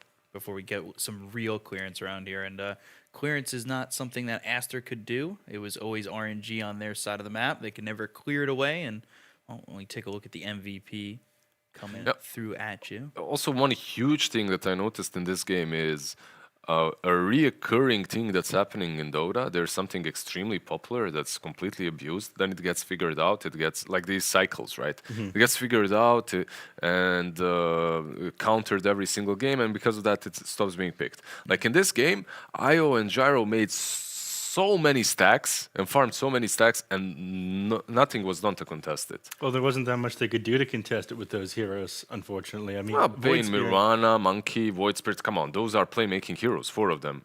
Yeah, but they don't clear out the stacks that quickly themselves. They Void can Spirit- contest it. They yeah. can go and kill them. I'm just saying that, like 6 months to a year ago, those stacks would have been, if there's Io and Gyro, they would have been warded up, and Io and Gyro would have died multiple times trying to clear them. Yeah, I mean, we saw that from PSG, LGD, and some of their opponents earlier on. There was just huge stacks of Ancients made for Tinker to laser them down, but then the teams weren't warding up the Ancient stacks against them until after a couple of games where they got away with it. But your point is fair as well, because you are playing into a Tide Hunter and the Mars. Yeah. If you just run uphill, you might be greeted by a Ravage or an Arena to the face. So. And if the enemies have vision of that, you try to go and use all of your cooldowns on Void Spirit in order to clear out the stack. Suddenly you have nothing, and then you all just die going up there. So it was. I feel it was difficult with the heroes they had. Yeah, I still feel, I agree, could have been done perhaps a bit better. Could have tried. Yeah, definitely. This didn't work. So. It just, it comes down to that. It just didn't Yeah. work. Yeah, It's like the best way to get through a game. It's like, it just didn't work. Let's go to the next one. It is. Don't hang on it, It's a don't healthy build on it. attitude. Yeah. A region before the games, and go in it again. if you're at the start of the season, I feel like it's a lot easier for you to go into a game and single out one mistake, run the exact same lineup, except do one thing differently. But this is the end of the season. You don't have time to Yep. do something like that. I think you need to shake it up completely. So rather than, hey, let's do it again, except this differently, I think we go, okay, this didn't work. It has to be completely different this time. We're going to try to throw them off. Yeah. I heard they were gonna pick Meepo. There are That rumors. would be hype. There are rumors. Rumors of Meepo. We were trying to get rumors of techies yesterday. Mm-hmm. We just couldn't get the approval. We even texted Zhao8. We're like, "Can we get some techies?" Mm-hmm. No, we're No bidding, answer? we're buying for real. No answer? yeah, that would have assumed if I got a response, right? Yeah, I did not get a response. But you know who we can get a response from? Our draft master, draft sensei, Heyo. our stat sensei, the one, the only, our cryptic. Dancing. 100% prediction rate once again. Of course, you're welcome. One- Yep. Nailed He it. cannot lie. Like Yeah. we He doesn't stated lie. this. You asked initially. You're like, this guy doesn't. He can't lie, and yeah, it's true. Do we have any more 8-ball predictions for him? No, I don't need any predictions. I just want to say that you have a very nice name. I was looking at the screen, and it went like, I know that we call him Ricky, but Ricky Peterson. It sounds like it sounds like an actor or something. I like the. It's Did you change that? Is that your real name, or is it like stage name? It's, It's an industry secret. Yeah, you it's know? an industry Yeah. secret. Okay, I like you see. too, though. Thanks, buddy. it's either an actor's name. My or name, a like character no from one can even Backyard Sports. pronounce. You'd definitely be in like backyard baseball. Ricky Peterson, the tall Dude. kid. Pablo, most OP. Pete Wheeler, very good. I at, remember Pete Wheeler. Good. You backyard know what they're baseball. talking about? Yeah, I it's, have no idea. Some American. Don't worry about it. It's definitely an American Yeah. game. You want to talk about hockey? Yeah, like Yeah. I'm ready to Really? pretend that I know what you're talking about, just to make them feel worse. I guess. Tell me why the trapezoid is important in hockey. Trapezoid. Yes, Trapezoid is extremely important Go on. Because it's one of the most Fundamental shapes. No, most fundamental shapes when it comes to playmaking in hockey. It just depends on the defense and offense and how they connect together into Yeah. the trapezoid. I believe every single word you just said. Absolutely. I have. Spot on. A fundamental shape, man. It's just fundamentals, right? Surprised you even had to ask Also, that one. if you need help with working out trapezoids, I can help you with that as well. There are some pull exercises that you can incorporate in your routine. Anyways, Monkey King doesn't need to incorporate anything. He's ripped. Well, I was gonna shredded. say, speaking of the fundamentals, 2 of them banned, IO and AA. Yeah. very rare. Ooh. AA is not a This fundamental. is some lore. AA is not a fundamental. You're just disappointed, Neff. I can Who are the see four the fundamentals? I can see the anime on his shirt crying right now, Ricky. How dare It's you? all right. I'm It's- surprised you even bothered looking. It's Io, Keeper of the Light, Chaos Knight, and Enigma. Yeah. why is Chaos That's what he Knight said. an elemental Fundamental of chaos. fundamental of chaos? Yeah. Sure. Yeah. Troll early. You're talking about. Yeah, this you said troll. it was probably gonna be something we'd see in the first phase going on forward, and Thank you. there you are. Thank you, Aster. Vindicated. Could be the last game of the season, but we got there. It's just Baboka. He was watching the stream. He's like, let's give Lizard Lizard this guy one. might be onto something. Yeah, let's give. No. Let's just make this self-fulfilling prophecy. You know. All right. Let's now, give him a hero.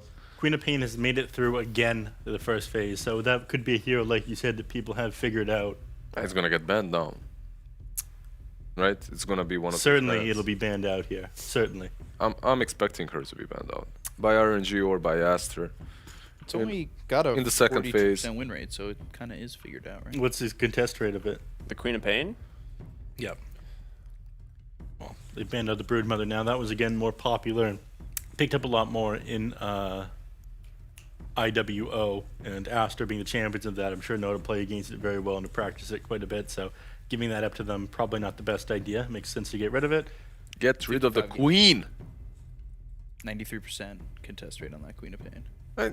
Like when you talk about stats and win rates, you also have to keep in mind like at what point was this hero usually picked. And Queen of Pain is first phase. Exactly. And when you're first phase, if you have above 53% win rate, that's Still good. very good. That's very good. Yeah. Also, you got to know what teams played and how Do much, right? you know, like in solo games like Warcraft and Starcraft, if you have above 55% win rate overall on your stats, it's considered really good. Like as a player. I always had a 100% win rate on StarCraft. I put in some cheat codes. I see. Yeah. My photon cannons couldn't die. Classic. Get some carriers out there from the Protoss. Black Sheep Swarm 'em. Wall, Oh, that was a classic one. Yeah. The what? It's a cheat code. cheat code. From I'm trying StarCraft. to remember. It's been a long time. Power overwhelming. Power overwhelming. Black Sheep Wall. There is no spoon. Yeah, there is no spoon was always the best one. Yeah. Run around was just dropping spells everywhere. The best one in Warcraft was someone set up us a bomb. Honestly, that was the best cheat code. Someone set us a bomb. You just instantly lost. Nice cheat code, thank you. Got him. Got him. Queen of Pain's still in. Like I really think that she should be Gunner right now, but yeah, Puck is in the pool. If you pick it, you can get some heroes that work well against her. Let's see, Puck actually gets banned out and they get the Storm instead. Okay, this is sick. For RNG, right? Storm Yeah. was banned out in the last game. So one thing to note, the Troll Warlord, every time we've seen it, it's been picked later in the draft, and it's always been picked into a strong lane. So this time they do the opposite where they pick it early and then prioritize the bans. So you see like 3 hard troll counters all removed immediately after. Yep. And it's pretty good. I mean, it's currently 4-1 in the DPC, or for CN DPC, and now they have big team fight and a lot of control to bring in. So this works really well with the troll. I'm surprised they picked up the Mars and the Leshrac here rather than the Queen of Pain because it does do fairly well against the Storm. But I suppose these heroes do as well. Shuts down the Weaver, the Mars, Sakuchi obviously not helping you too much when you're inside the arena. You control up the Monkey King, he tries to jump away. I like the Mars. The Leshrac makes a little bit less sense to me, but I guess they're potentially looking to close out this game fairly fast. It is good at taking towers. You can punish the Storm as he moves into the jungle at like the level 4 or 5 mark. Yeah, do a launch to tier 1. Flash is still good. Like, the hero isn't as contested as he used to be, but it still gives you that objective taking capability, something that they severely lacked in that last game. They couldn't play the game really early on, so maybe overcompensating a little bit, but you do have a lot of, like Ricky said, and stats, just like statsmen don't lie. The team fight will be overwhelming from Aster. I like that. You also get something to damage the Monkey King and Wukong's command as well, right? All the AoE damage, same goes for Weaver. It's solid. Can see it work. Yep, magic damage as well. And follow up with the Death Prophet. For a while, I felt like Death Prophet was just like an extremely weak version of the Leshrac, but I guess you have more survivability with the DP. People got very good at bursting down Leshrac. Unless you have a save for the Lesh, I think it's not amazing. That's something that they're lacking at the moment. Yep. And for DP, this could be what, your offlane DP, your 5 DP for RNG? It can be either. Yeah. Yep. And I think they're actually leaning towards it being a 5 based on the Bloodseeker ban. It is decent enough in the lane, especially if it is going to be the Monkey King in the 1 position. They can still definitely swap Monkey King and Weaver, so either 1 or 4 for both of them, which is pretty good. But if it is going to be a offlane Mars, it'll probably end up being the Monkey King once... it'll probably be the Monkey King this time on the 1 position. Interestingly, though, the 2 bans from Aster are carries.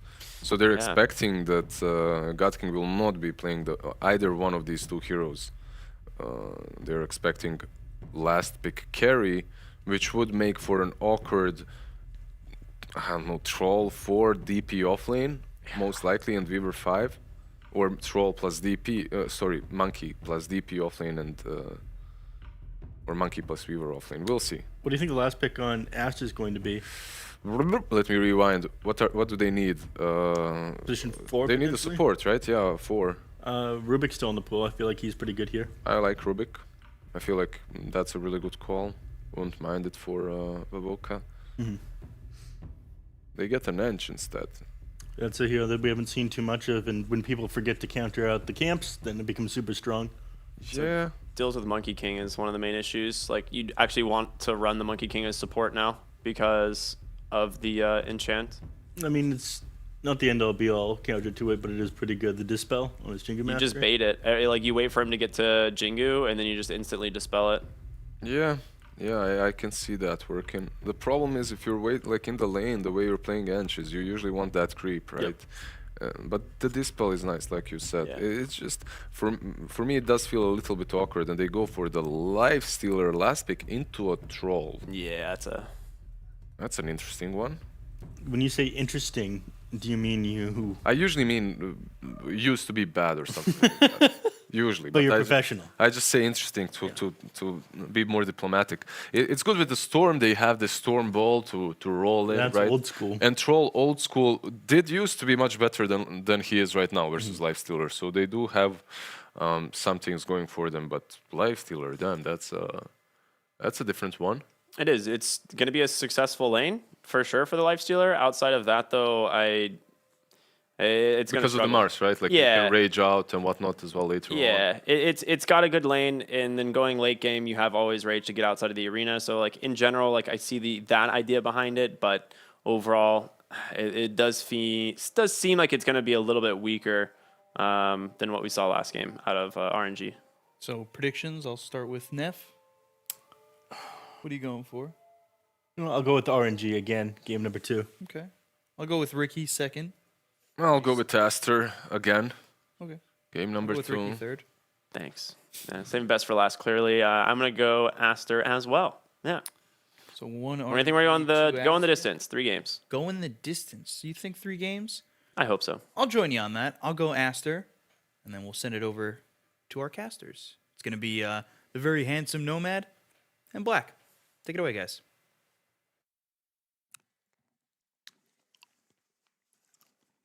Yeah, we'll see about that later. Speak up. If you're watching this, please get out of the building. It's not safe. You have about 30 to 40 minutes until this game is over, by which I suggest you're at least 2 miles away from the building. Hopefully we have no pause. Just go charging out the door like, well. Let's maybe remember B-Cop. He was a good man. No, he's coming. Help. There is no help.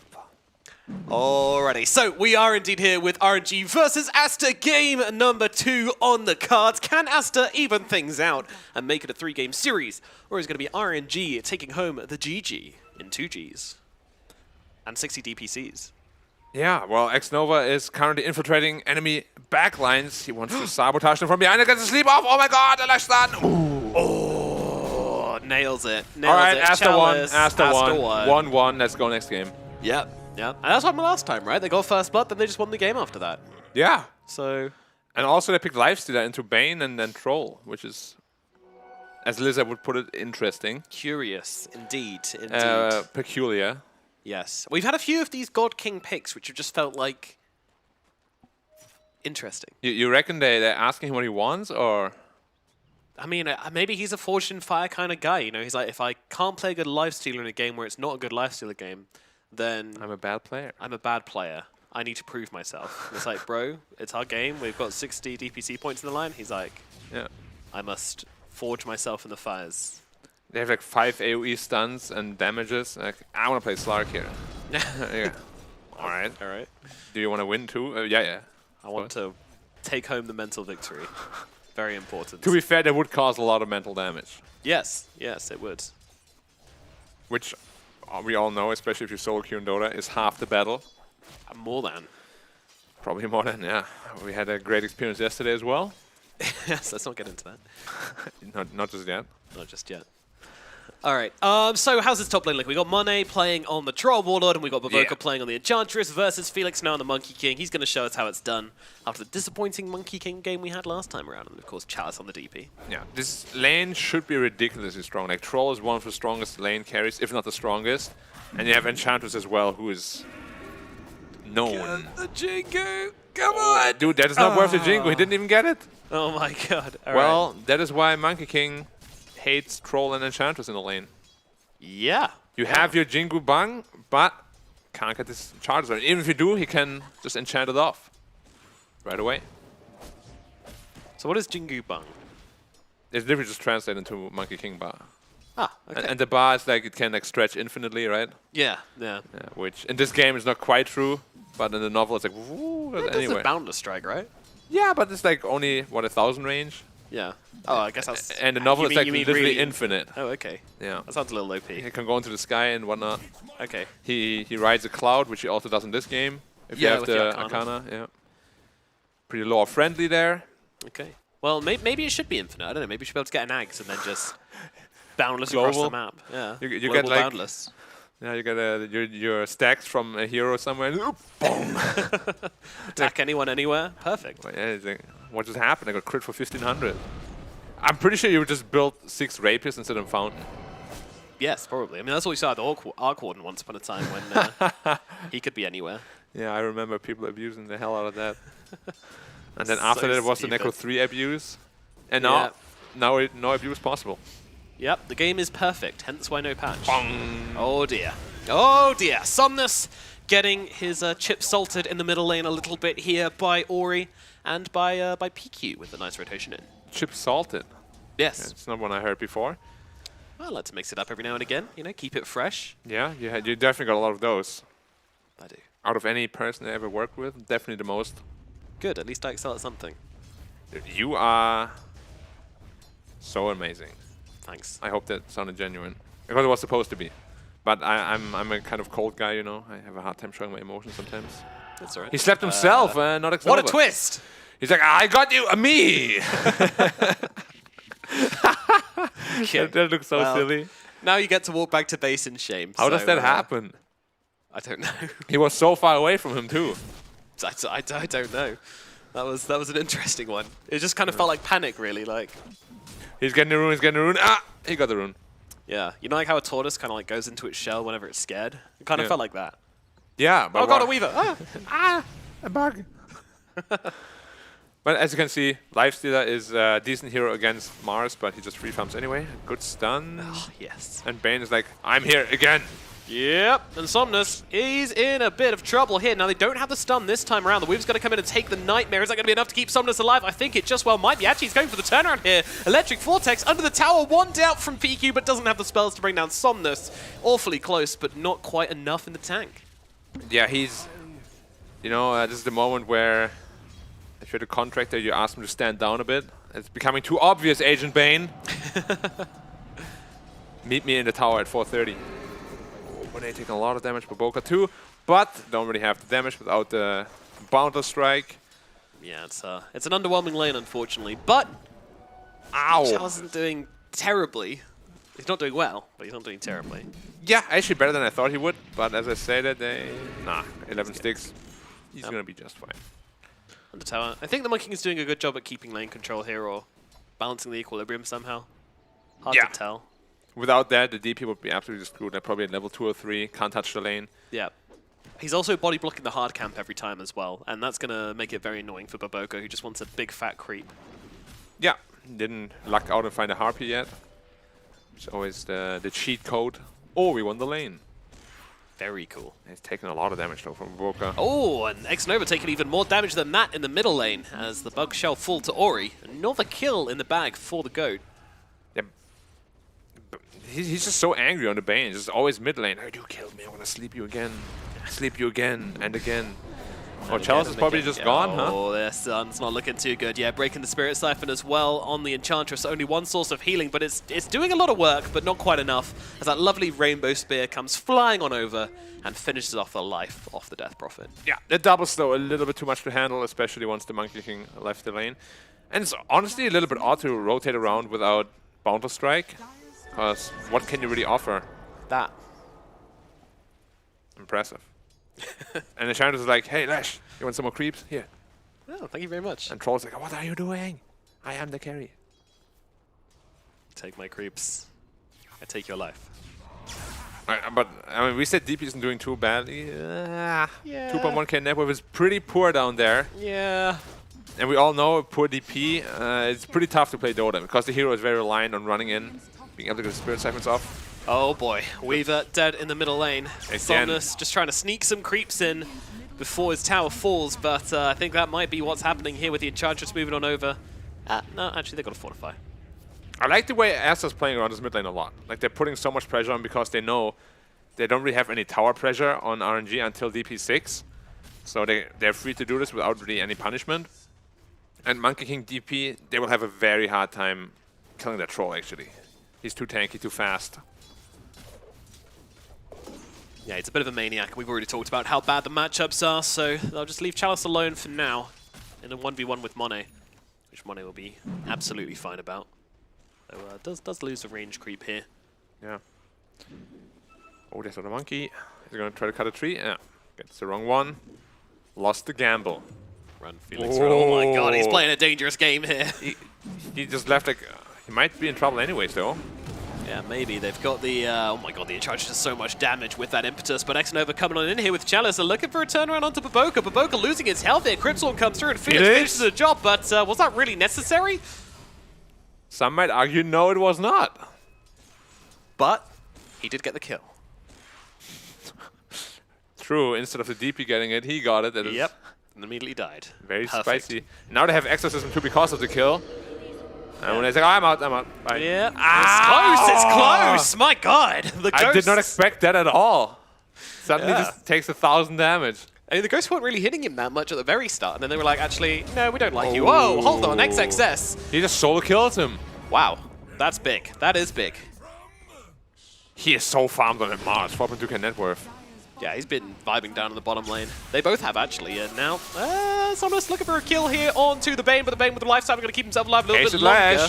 As Ori comes roaming in across, but the stun does miss, unfortunately, so Felix shall be the one to fall. And I think X-Nova could be... Oh my god, buddy, that is a little bit too close compass. Tries to go for the D-ward. I think that was his, just trying to squeeze a little bit of value out of his life there at the last minute, but not quite enough in the end. Yeah, Haste Lash Rock is Ice Rock's finest creation. It's literally the only thing the hero lacks. Movement speed. Once you have that, you just run any hero down. Luckily, Somnus managed to dodge his stun, otherwise his 3 heroes dead. But he has already got his Boots of Travel at minute 9. He's so big on the Lash. And Mars is even bigger, which is My a big God. problem. Yeah. At least a Lifestealer has fun, but we've already said this isn't perhaps the most ideal Lifestealer game we've ever seen. Into Bane, it's always rough as Lifestealer. Why is he's always there alone? This is like the 4th time.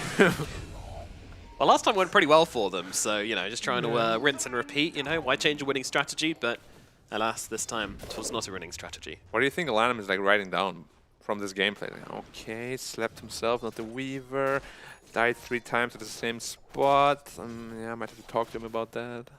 You know, maybe peaky, you know, tiebreakers, anxiety, you know, a lot of DPC points on the line here. A little bit nervous, you think? Mayhaps, mayhaps.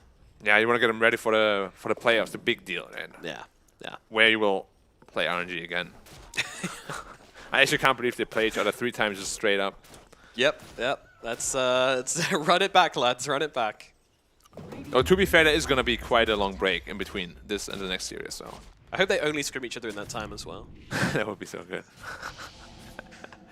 20 games back to back, 3 of which are officials. You do like an interview with them. Yeah, we scrimmed them like every day, 4 BO3s. What do you think would even happen to the drafts? You know, it's like, and of course, you know, they're going to first phase the techies here. The response with the Pudge, of course. You know, it's Yeah. These guys have really figured each other out and created their own Their own meta. Then they play against another team. It's like, oh, they're picking normal heroes again. Yes. Dire's bottom And Storm is criminally, is there a word? Criminally poor. That's what I wanted to say. Criminally poor. Sure, it works. Oh, and the this Fiend guy's- script against Lifestealer. Who would have thought it's good? Well, apparently not God King, but unfortunately he does end up going down here as he gets a little bit too aggressive in the top lane. I mean, in the bottom lane, sorry. He's been left alone here for a very long time, just kind of doing his own thing, and yeah, sometimes just let your guard down like that and you get caught out. That was really cocky. Like, he's hitting a hero under the tier 1. He's like, yeah, they're not going to respawn. Oh, I'm slept. Good night. That's what I hate about Bane, though. As soon as you're slept, you know you're done. Yeah. Most of the time. It's like, No counterplay. Maybe Global Nightmare silence. should have like a mini game you could play to get out of it, so you could at least do something. Yeah, like Which a is- WASD kind of thing. Like Yeah. you have to attack the Nightmare. Navigate the Nightmare. Yeah. And Or just pick Silencer. yep, RNG have got a Nightmare which they have to navigate in this game, that's for sure. Nightmare of, Yeah, I mean, there's just so many problems to deal with. Like, Troll, you're actually happy when you ask that Troll is... I mean, obviously you want him to be richer, but out of the 3 cores, he has the least impact right now, so you don't mind that he's poor. Lash and Mars are going to be the pace setters, so you really want him to be farmed, and they are so big compared to the DP and Storm. He's not going to have Orchid until like minute 16. It's really late for a Storm. yeah. Ooh. Oh, he has no mana, no mana! Oh no, he didn't quite make it up. The little boy that couldn't quite get up the stairs. Did you think he thought like that thing counts as obscured vision? Oh, the spear also the DP. Bye. Bye-bye. 2 heroes dead, 2 cores dead. Aster just running around the map killing whoever they want, wherever they want, however they want to do it. So it's getting a little bit rough here, Black. Yeah. Let's be real though, that little statue where Somnus died, you shouldn't be able to see through it, right? I mean, we see how thin some of these trees are, right? Like, look at that little tree in the river there. That's tiny. You can't hide behind a giant statue, but you can hide behind that tree. Yeah. It's always the silliest thing when you see like a Tide Hunter or like an Underlord hiding behind that tree, and you're just like, really, bro? How is that possible? Dota would be so next level if like model sizes would play a role when it comes to vision too. Yeah, that would be cute. Just give them some buffs elsewhere, and then Yeah. yeah. Kind of like in fighting games where the heavier the character is, the faster they like, get grounded, so you can't combo them as much. But the hitboxes are bigger, Interesting. so it's always a plus and a minus, you know? Should be the same in Dota. Like Weaver super tiny, just hide anywhere. More complexity, because that's what We don't like. have enough of it. We love it. We love it. I mean, that's what we love. It's why we all fell in love with the game. It's why every patch which comes out and it's like, here, have some shards. We're just like, eat that up. Thank you very very much. much. Consumable Agonum Scepter. Tiny. So the Bane. Yeah, he's Nightmares himself, which might buy him a little bit of time, but probably not enough, though. He's staying alive for the time being. Chalice coming in, though, grabbing those Spirit Siphons and getting 1 kill. And actually, Monet, oh my god, that was close. Gets off the ultimate at the very last minute, trying to turn around here, and they're going to be able to kill off Chalice. Still alive, Monet, still alive. though, he's going to have to run himself away at the Boke with the heals to keep them alive, and they get a spear out onto Somnus. He's gone as well. How on earth did Aster turn that one around? Well, Troll is such a hit or miss hero. Like, if he doesn't get that ult off with 1 health, he is literally just dead in the team fight. The only reason they stuck around is because they wanted to kill a Troll, right? Which gave Lesh enough time to come back into the fight. My God. Yeah, I mean, we've seen the replay watch here, this. yeah. Watch this on the troll. Watch this on the troll. How much HP did he have? It must have been like 10 or something. Nothing. Yeah. Again, the DP ult suddenly doing so much damage. What? How much was it? 2? I saw 2. I could barely see. I mean, it's hard to tell because when the ulti goes off, obviously he hit 0 at the same time. But he must have been mashing his R key so hard here. In fact, I'm kind of surprised they're not pausing to get a fire extinguisher to put the fire from the kinetic energy from him just spamming his R key so quickly. He's just powering all of China by himself right now. He really is. New form of energy detected. Yeah, I mean, this was the fight that you were looking to really crush. I mean, Lifestealer wasn't part of it, was he? He was farming. Yeah, I think he was. I'm not really too sure, but No, I don't recall seeing him in the fight. Oh, and Weaver just gets taken out too. It's just Alright. too much damage coming out right now. Too much lockdown as well. He doesn't even have a blink dagger. Yeah, X-Nova, that is indeed what happened. But you can see the difference, right, between the mid and the offlane being really rich and the carry being very rich. A rich carry, you like to see it, but he doesn't really contribute as much. To these early fights, yeah. Imagine if the Storm was the one there instead of the Lifestealer. Like, the Troll would have been dead. 100%, yeah, 100%. It's puts them in a bit of position where RNG's struggling to make the plays, but it so nearly went well for them. So nearly, yeah. But then it Until it all didn't. Like, Lifestealer needs to join the fights now on God King. Like, he's got to be able to fight because you're the strongest hero. Without you, you're missing, like, almost half your net worth. Literally, yeah. Though to be a fickle mistress sometimes. Yeah, and now Troll is like, well, I was behind, but now I got Battle Fury, so I'm catching back up, no problem. Yep. And Mars now takes his seat once again on the top of the podium when it comes to net worth. He's balling out of control. Yeah. What's he actually got on the Mars? He went Armlet and then Blink Dagger, I believe. You're going actually into BKB first, before Blink Dagger. Okay. Armlet BKB. Yeah. Makes sense. You got the Dual Scepter on Lash to initiate. You got the Bane to potentially set up for you.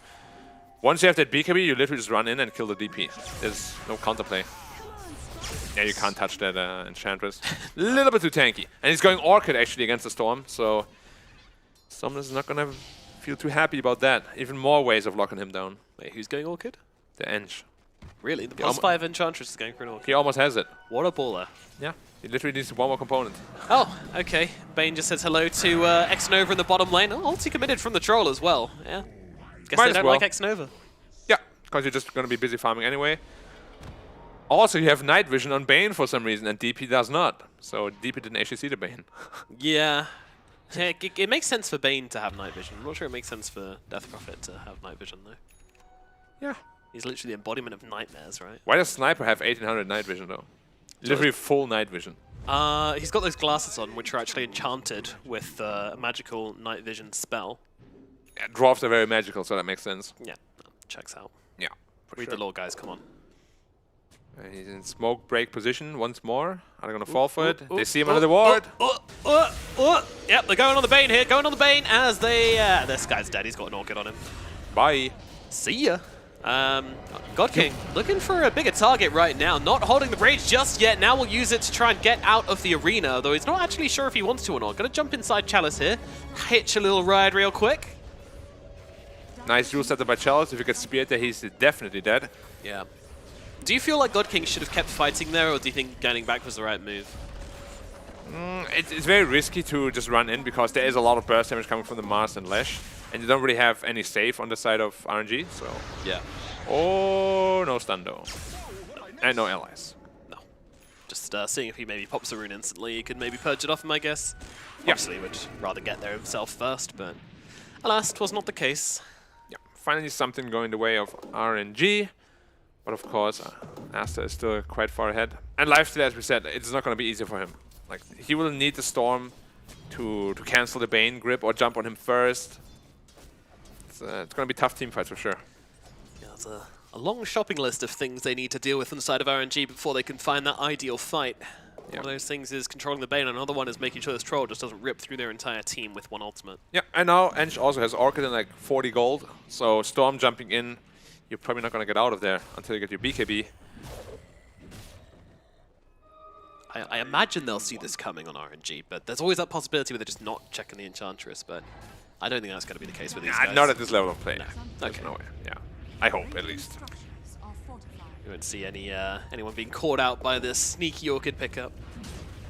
Radiant's top tower. Yeah, I'd imagine once the troll finishes the BKB, he's just going to be looking to go straight for the Roshan.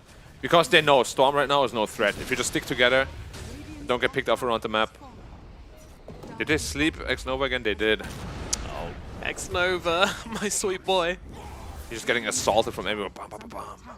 Yeah, I mean, at least it's a position 5 dying and not someone else, you know. There's always that silver lining to the cloud, but Roshan, oh my goodness, this is going to be a quick one. Aster into the Roshan, taking the Aegis, RNG just not in the neighborhood to even consider defending this Rosh. Yep. And there's the Orchid on the edge. Good luck, Storm. Yep. And now we have Aegis on my personal favorite Aegis carrier, Leshrac. I actually prefer this one over Storm. Really?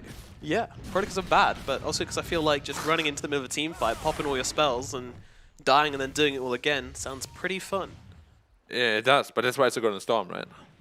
Yeah, but Also- Storm's always got an escape plan, right? He can always get out. Ah. Leshrac, he's a Little bit hard more risky. committal kind of guy. I mean, I don't disagree. Lash with Aegis can be absolutely game-winning. Ooh, is he gonna find the Storm? He didn't get him. Zahandu! Oh no, he gets off the rage, but unfortunately, raging is all. Oh, the Silence comes across from the side here. RNG actually looking to take this fight. He didn't They've infest, taken though. down the Bane, get some revenge. However, the Lifesteal's taking so much damage. He's going to fall. Chalice as well, also going to go down here. Aster, they just turn it around and whomp poor old RNG off the face of the map. Felix, he's trying to fight up here, but unfortunately only position 4, can't really do much. Storm will come in and claim the Aegis at the very least from the Leshrac, but not really enough. And I mean, it's only Baboka. It's not Fight that me. threatening. He's the same level as the Storm, though. Sprite? They're both level 14. Bobuka is so massive. He has the same net with his DP almost. Gonna land the spear. Not even gonna try it. Bobuka. What a guy. He's a guy. Yeah. Sure. I feel like him and Jinkyu would be very good friends if they weren't on opposite teams. Maybe they're good Maybe they friends are good anyway. friends, yeah. Yeah, I don't want to. Happens a lot in China, actually. Like you on the battlefield, you have fierce competitors. Yep. But then once it goes to the karaoke bar, you sing along, a nice duet. Fierce duos. Yeah. Blasting out some beats. They love karaoke in the East, don't they? They do, they do. I mean, we love karaoke, but nothing compared to. And they take it very seriously, don't they? Yeah, I mean, in China would go like pretty much once a week or so. Wow. Yeah, they love to sing, and a lot of them sing very well. Yeah. And then there's you. I don't sing because I know it's going to be awful. I don't want to embarrass anyone. That's very nice of you. Yeah. Yeah, I don't want to make Saving anyone. their eardrums. Yes, exactly. I'm well aware of my strengths and weaknesses. You know, Nice guy, singing Black. is not one of them. Yeah. See, I'm aware of my weakness, but I choose to do it anyway. So. The selfish approach. Yes. Yes. Oh. X-Nova's dead again.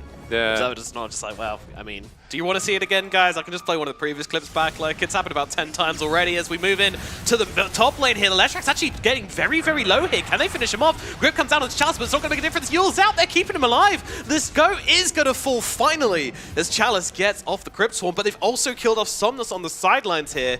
And God King, he's not really too sure what to do with himself. He's just going to back himself away. Meanwhile, Sleep is out onto Chalice, who's continuing to chase here, but in comes a spear from the side, and they're going to be able to clean up that one as well. It is 4 heroes dead on the side of RNG in total.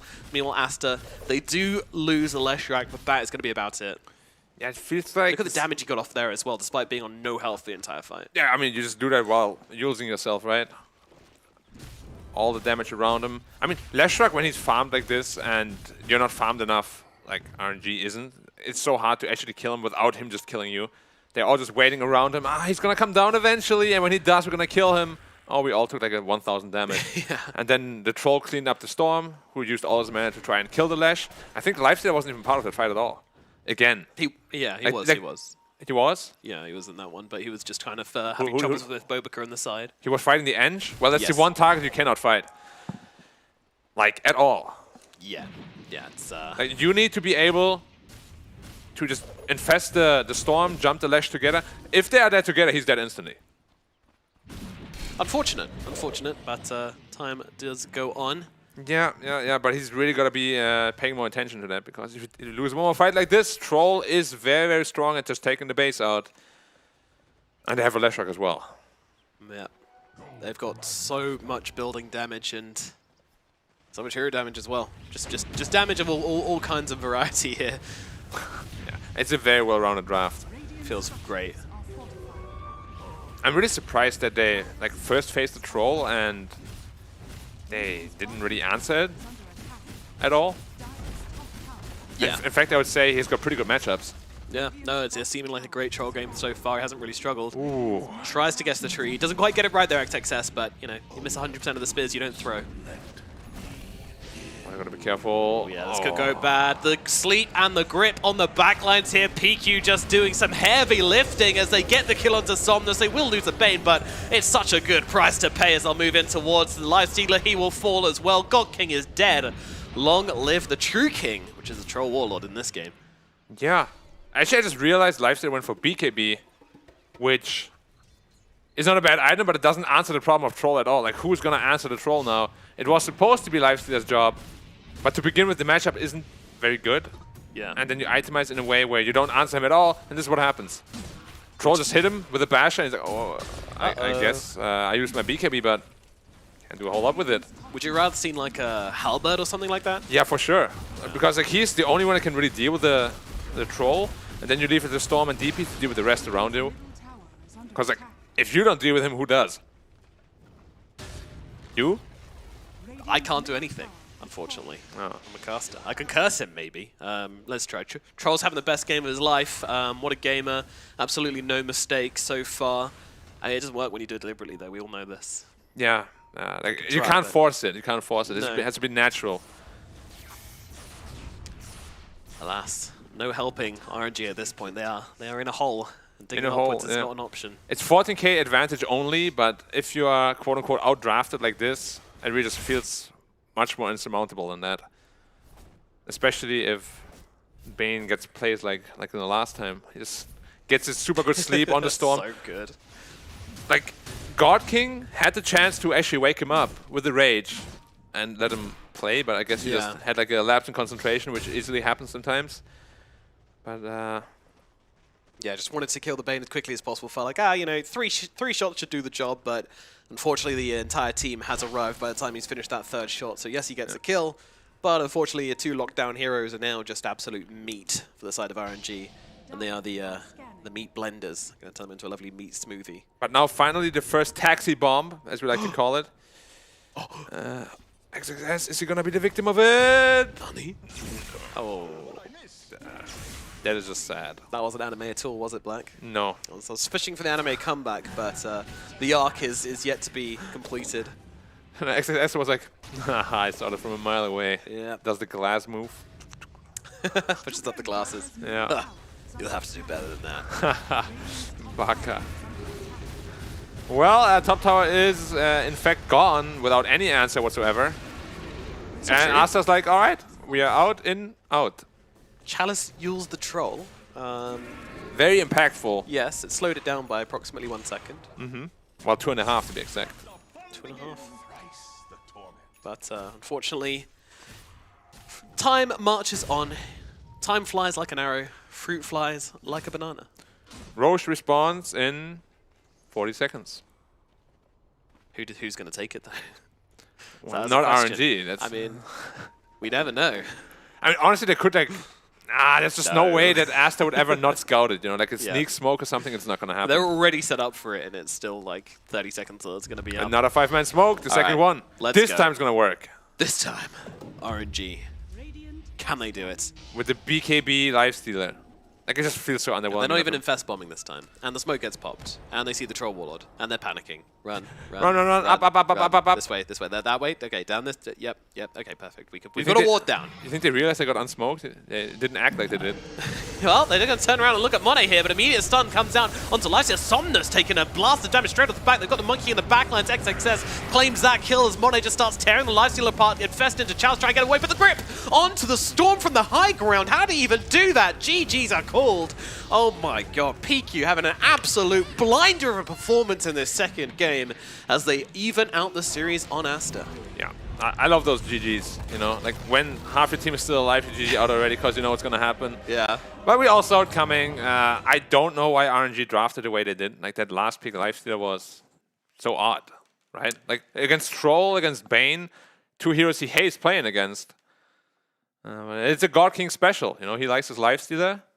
I don't know why he likes his lifestealer. It's not a good hero. I mean, maybe it's not him. Maybe it's a coach saying like, right, God King, you know, we're going to train you up good and proper, son. You know, these DPC leagues, you know, these are nothing. Right, I'm going to put you in terrible situations. You know, you're going to Every game. experience. Yeah, the community's going to flame you. You're going to be put through the worst of it, and you're going to come out as an absolute Chad. You call yourself God King. Time to prove it, boy. Either you break or we mold you. Yes, yes. You're gonna. It's like just on the brink, you know. It's like, Yep. but not quite through. But will he break? Yeah, and then you go the boom. We'll find out in game 3, I guess. Yeah, but will it be a game 3? Yes, there will be a game 3. You're right, because it's 1-1. Yes. It's perfect, perfect. I mean, it was definitely an awkward game for RNG, but what did Aster do well? What did Aster do well? Aster, I mean, first of all, the draft was very solid. They had a lot of magic damage, a lot of building damage, Roshan damage, team fight, tank, scaling, of course. Yeah, the late game was way better. Yeah, I don't know. There was honestly no weakness in the draft, and the way Bane played around mid lane was insanely good. Like, it looked kind of funky here and there, like he fed a couple of kills, but it made Ori's game so easy and Summoners' game so hard. And we spoke about the difference. If your like pace setters are farmed and your carry is not, it's way better than your carry being farmed in your like Storm and DP being very poor. Perhaps God King needed to join like fights much earlier. Would have maybe helped them, but didn't happen. What can you do about it? Game 3, hopefully a different story. Hopefully a different story indeed to break down this game and preview the next one. We, of course, have our lovely, lovely panel with 2 very handsome gentlemen upon it. Handing it back to BKOP and the lads.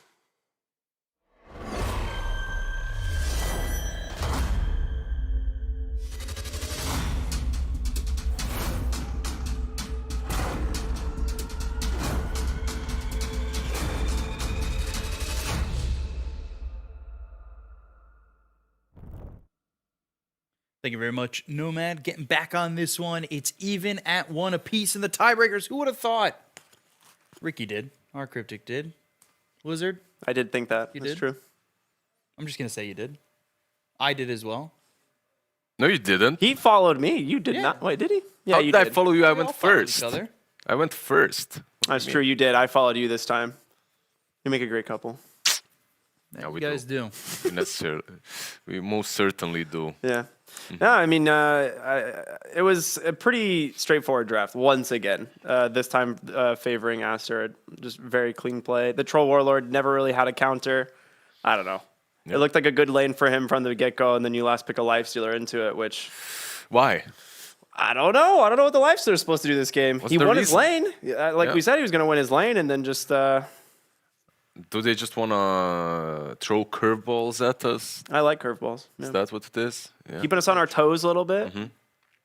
Definitely some curveballs in it. I think that they kind of went with a ball and a T there as they picked the Lifestealer for the last pick. Yeah, I really am convinced right now that God King is just that kind of a player. Just doesn't care about his It's matchups. I've seen yeah, exactly. I've seen carries that or any sort of players really on core positions that really fit the same memo. They have a certain pool of heroes. They're gonna play it no matter what. If you ban out their strongest heroes, you will be able to put them out of their comfort zone. However, if they do play their strongest heroes, they can just whack you. They can just destroy whatever you're having. And he definitely fits that role. Bloodseekers, Wraith Kings, whatnot, sure. Halberds, when Halberds are a meta on anything, sure. Yeah, right. I was kind of hoping he'd like fall back to that, right? Yeah. His Lifestealer was very classic him when he was doing Sanjin Yasha. It's like this Wii kind of a player or Ace, if you remember Ace. Like very very similar. They just have their own hero pool, and I can see that working under the right circumstances. Like in that game 1, in game 2, however, it just backfires terribly. Yeah. Yeah, and it's similar to the game 1 in yesterday's series, right? Where Yep. it went to the Bloodseeker and it kind of backfired pretty heavily on them. There was too many flaws with like the RNG draft when it came to like dealing with Aster. Like there's way too many answers in Aster's pocket here, and like XXS goes the armlet build on Mars, which I love so much because he was just crushing this bottom lane. Like Lifestealer basically draws, like they both end up very farmed, but you now have an armlet on your offlane hero who one-shots Chalice top lane as soon as he tries to take the tower, and then suddenly Chalice's game is like unplayable. It's just, it was so sick. Like they itemized perfectly, and RNG just did not have any way of dealing with this. Troll used to be amazing versus Lifestealer because of the bash, right? Like, Yeah. you just get on top of him and you bash him and you destroy him. It has been changed since then, obviously. But you still buy a basher. You buy a basher and you're the old troll and you still do the same thing. You get on top of him and he can't fight. Yeah. Like Lifestealer really wants to be up close and personal. And Troll, yeah, he likes that as well. He's just much better at it. Yeah, for sure. And then he also had the support of just the Bane that was like, oh, you think you're going to get close? Now you're here with the Fiend's Grip. Oh yeah, luck. actually, like, that's something that I didn't even mention. Thank you, Ben. Thank you, B-Cop. I got you. Like, Bane is one of the best heroes against him. You saw him push bottom, like in the early stage. He's like, I'm gonna go get this tier 1, and just instantly slept. And he's like, well, I'm Oh, dead yeah. now. Like, I guess I die. Like, Even if you rage, you're gonna yeah. get gripped. Well, that's the thing, yeah. And like, there was the one time in the jungle, like he rages, Yeah. gets instantly gripped. Like he got the rage off before the grip, but still dies. Ayo, MVP. Support MVPs feel best every time. 1-6-16 MVP. Hell yeah. He crushed this game on the Bane. He had he caught like X Nova out probably 4 or 5 times this game. It just felt so bad. Keen Optic plus Aether Lance. Yeah. That's the dream. That is the dream for Bane. For Bane, yeah. Game not going late enough for the Psychic Headband to be utilized. There are just some 5s that crush Lifestealer, really. Like Bane. Shadow Demon is also pretty strong. Not as strong, but pretty strong because of the Purge, right? You just can't deal with it in Rage. So, yeah, I'm just not the biggest fan of this. Lifestealer last pickup, it didn't work out. Was the rest of their draft great? No. Even the other 4 heroes, when you look at them, you kind of struggle to form real synergy between them. Like, what's your 1-2 pick off? It's a difficult draft to execute. Meanwhile, you look at Aster. It's so clean. So clean. Yeah. Just looks clean. I like it. I see it. I like it, right? Yeah. It has everything you want. Like they have strong lanes. They have great scaling. Like Leshrac takes objectives super fast. Like their team fight's sick. Like there's just, I don't know who on the side of RNG is the one who has to be the playmaker here, because it just feels like no matter who's going to go in, they don't have enough follow-up and they're just going to get picked off. Yeah. They picked that troll second, and Black kind of said it in the cast. He's like, they didn't even really didn't address counter it it at all. Yeah. And they just got to do whatever it Oh, wanted. they countered themselves. Yeah, that was the weirdest part to me, that it was just like, I understand God King loves innovating, loves doing things, but you're going up against Bane, you're going up against Troll. Like you said, all he needs is that basher. I really Why? think it comes down to the hero pools, because I've been a drafter in very similar situations in which you have carries that are extremely talented, but at the same time they're upcoming, they're young. Those were the teams that I was in, and they just don't have as big of a spread of heroes that they can play at any given time. And they will ask for heroes that might not be best for the. Obviously, maybe he didn't even ask for it. If they win the next series, the next game, maybe we can ask them Yeah. whose decision it was. Maybe I'm wrong here, but usually you aren't picking a hero without the input of your carry. Yeah. Especially if it's the last pick 4. Of course, Especially yeah. because he's drafting now. Yeah, actually, that's true. He's the drafter. Yeah, he right. got It changed in the completely third skipped week, my mind, or yeah. the third match. I forgot about They that. lost the first 2, or like had a shaky first 2 series, and then all of a sudden it was like, yeah, I'm Yeah, I'm the drafting. button. I'm I'm gonna clicking the pick the button heroes now. that I want to play. yeah, and then you're just picking Lifestealer in a Bane and Troll. Yeah. I mean, He's doing it to himself. hopefully they do something different here in game 3, because I want it to be a lot more. I want this third game to be really close, because game 1 seemed like an outdraft. Game 2 seemed like an outdraft the other way. So hopefully we get a little bit more of a balanced game 3. It'd be a fun way to tie a little bow on this. Yeah, and you always, I feel like when you're drafting, you want a little bit more perspective, and when we're reading the drafts, want a little bit more perspective ourselves. We bring in our third man, Neff, the draft master, the draft sensei, That's right. Hashi draft sensei. I Nef Dodgeball. Sensei will do when I'm up here on this desk and cannot tell a lie. Speaking of perspective, he That's has a very not how I- tall yeah. perspective. Yeah, I always look up at Neff, just because I have to. Yeah. It It's the stature, not just the size of me, right? Yeah. Very. Actually, all you guys. I'm like super short, and I just look up to you guys. They're there, B-Cop, they're there.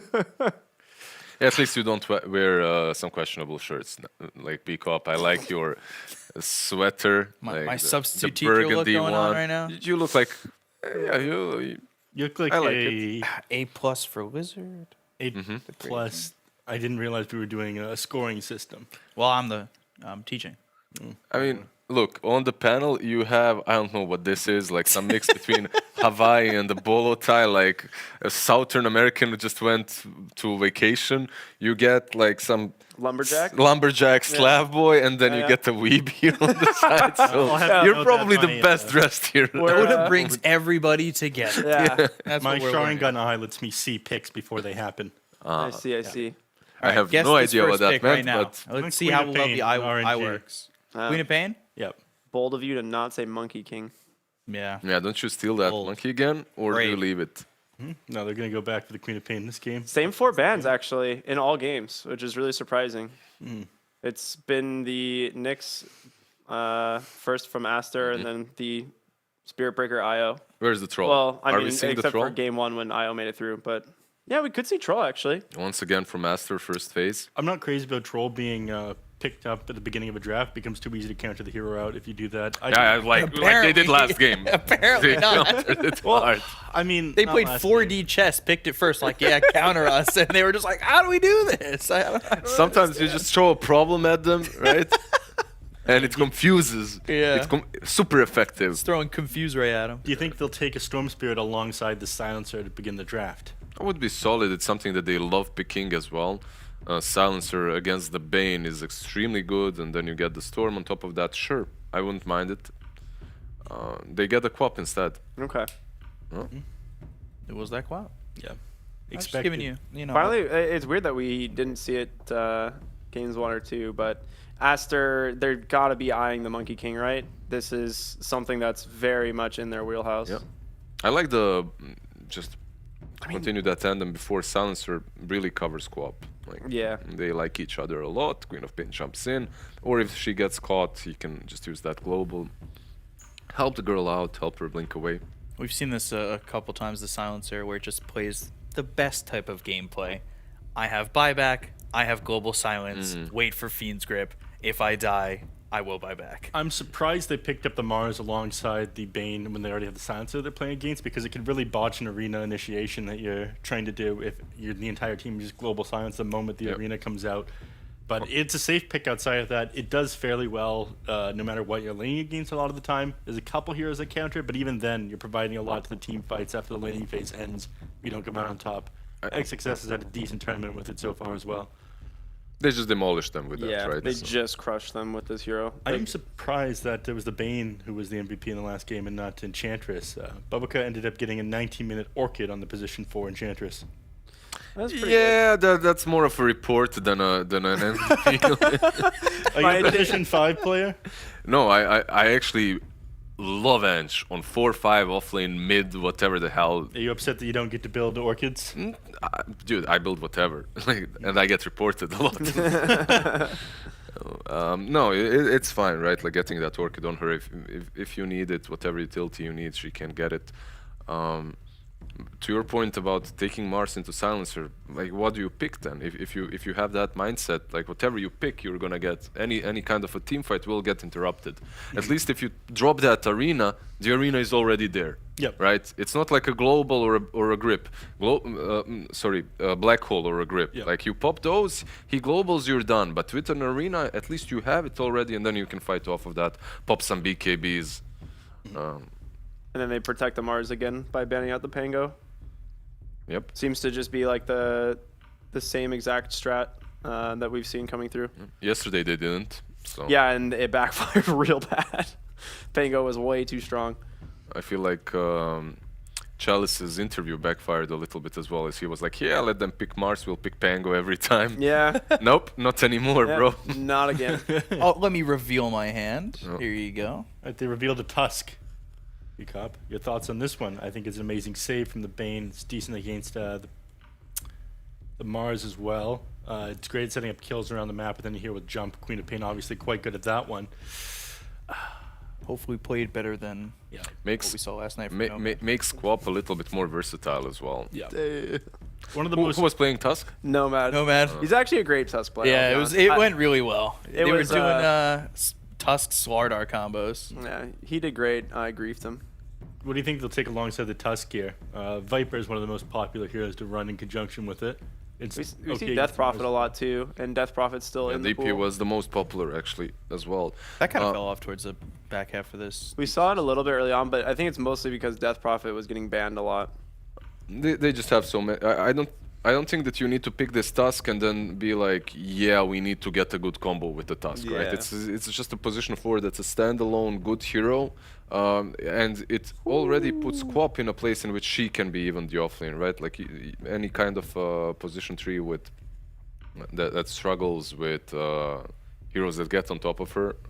Love having Shakers, Tusks with them in the lane, but. Yeah, we'll see. I think Quap's still mid. They get a Timber. Now that's a guy that literally, back to my point, doesn't benefit from Tusk at all. Not at all. Right? Like it's fine, but it's not like that tag team suddenly becomes whatever. To me, it looks like this is more of a, all right, we just want to try and counter out the Wraith King, so Tusk can play more of a rotating / roaming role. Yep. So you do have that option. So if your mid lane is super static, you do have to keep your heads up for the Tusk rotation. And Quap mid with the Tusk rotating or Yeah. Shaker rotating is extremely scary. Now you have to Absolutely. think about the heroes that you're getting.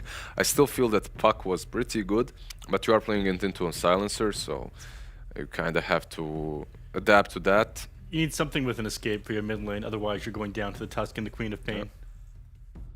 I really like the Wraith King pick though. Even though they have the Timbersaw here, I don't think it struggles all that much the first few levels, and it's a really good answer to the global initiation that RNG is going to have. So it does kind of give them it's the same idea with Black Hole, right? It's like, all right, Black Hole or Chrono, the Wraith King, who cares? We'll just start the fight again. Yep. Now the question is who you're going to run that has that escape ability here, because I mean, For Void. Aster? Yeah. Yeah, Void Spirit, Ember Spirit, Yeah. Puck. Like literally these three heroes. I Right. feel like either one of these. You have to wait till level 6 on the Ember Spirit though before you're able to get out. Yeah, that's true. And the Tusk the- is going to start rotating fairly early because he's not going to be sitting in the lane with the Timbersaw, otherwise he just saps his XP. That's all true, but the lane is just good versus Quap. Do you think RNG need to get rid of Kunkka? I know it's not necessarily like one of the better heroes into the Maybe Queen of Lina? Pain, but I feel They get rid of With the the Ember. Ember. they instead. do get rid of the Ember. Just probably the best out of them with the lane. I think Lina is an option. No, she's not Lina's an option banned, because she's yeah. banned. Yeah, never mind. You'd be far enough back that the Queen of Pain and the Tusk wouldn't be that much of an issue though. Yep. So It's that's good with Mars as well, right? Good lane versus Quap. excellent points there, Lizard. What do you think, Nef? Is it Puck or is it Void Spirit? Or is it something third, like a Lash that they had or something crazy? Out of the box. I would like to Lash is see. banned. I'd like to see a Puck. Puck. Yeah. Windrunner. Did they play it on Ori yet? No, please no. Okay. Please I no. tried. And a nice try, B Cop. Can move my grade down to a. Ooh, that is a good pick. But not for RNG, but for Aster instead. Why is it a good pick? I mean, it's actually a hero that beats Queen of Pain in lane like fairly easily, and it's absolutely shuts down the Timbersaw because they have a lot of lockdown for him, and now you have break. Does it? It's pretty good. It's a lot of magic damage. And he stacks. Yeah, and it before the works, but a lot of stacks, time yeah. he's gonna have his stacks first, or he's just gonna move out of your corrosive haze.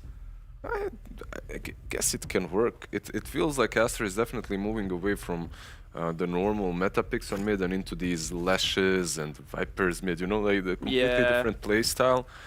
Their draft looks solid. I like everything that they've got. I don't know. The Viper, for me, feels like, okay, we can't pick anything into a silencer, let's just pick a Viper. Yeah. And he's Yep. gonna do his thing no matter what. I'm not the biggest fan of that sort of thinking, but it can work for sure. Yep. The one way RNG is going to struggle here is whether or not they have enough damage to put into these Aster heroes, as you know, Wraith King, Mars, Viper, all quite tanky, and at the moment, I mean, there's your answer. That's a lot of damage there, but the Mars is going to counter that one out in the late game with Refresher Orb. The B-Cop wanted to say TB, yeah? I was just thinking of God King Terribly back when he played for Newbie. I was like, they're gonna pick it. They're gonna. Yeah, I could see it. Like, It was calculating in my brain, and then I was just like, I was wrong with the Windrunner. I saw it just with my Sharingan eye that you would have said it, keep but then I quiet over stopped here. you ahead of time. So, Just didn't want him to look smart. yeah, exactly. he's a host I here. make He doesn't myself have to. not look Yeah. smart. Very easy. I like the Terribly pick. It rounds it out pretty well. I think it's okay. Viper pick, guys. Also rounds their draft well, right? Both of the drafts looking pretty solid. Maybe the closest yet, I would say. That's what game threes are all about. 2 stomps, game 3. We it see who even. really is. Who's really gonna win this? The second of the true best of 3, technically, that's going to be coming in the playoffs. That's so funny. I mean, it's interesting that we end up here. RNG looked a little bit shaky to start things out, and Aster, they looked amazing a lot of this DPC season. Then all of a sudden, they drop a couple of games. Now they're tied, fall at risk of losing to RNG here after just winning the IWO as well. But this game 3 should be solid. I really like the picks, but Who you going I do with? prefer Aster. Aster? I'll go with the TB. Aster? No. RNG, sorry. Yeah. Aster, RNG. I really do like the TB, but I'm going with Viper. Is it the team or the draft? I think it's the draft for me. I actually prefer the Viper pick here actually quite a bit. All right, and I'm gonna go Aster, and with that, we'll send it to our casters, to our 2 lovely casters, Nomad and Black. Yeah, I'm wondering why he's. Why do you think he's making reparations here for his previous comments? He is lucky because, as I previously said, if he makes one more remark, I would not have been here. I would have probably dragged him by the collar. Okay, all right, getting All very right, graphic enter the here, game, let's Blackfoots. go. Yes, indeedy, Yeah, sorry. indeedy. Let's not. Alrighty, so we have RNG versus Aster game number 3 on the cards, the final match of the first season of at least the leagues before the playoffs start. Those are going to be very fun as well, but yeah, last competitive Dota we're going to have for a little while, I suppose. From China, at least. Or is think it, all- is all this the the regions last have game? ended. Yeah. Last game of any season? I'm or any pretty region? sure all the other regions have ended. Yeah, we're the final ship, just pulling into the harbor right now, As always, as always. save the best for last. Yeah! 2 wacky Get drafts wrecked to on go the up, though, regions. against each other. Which one like better? Terrorblade or... I like Aster's draft a lot. Yeah, I feel like the Timber Saw makes it really wacky. Wishy-washy, washy-wishy for me.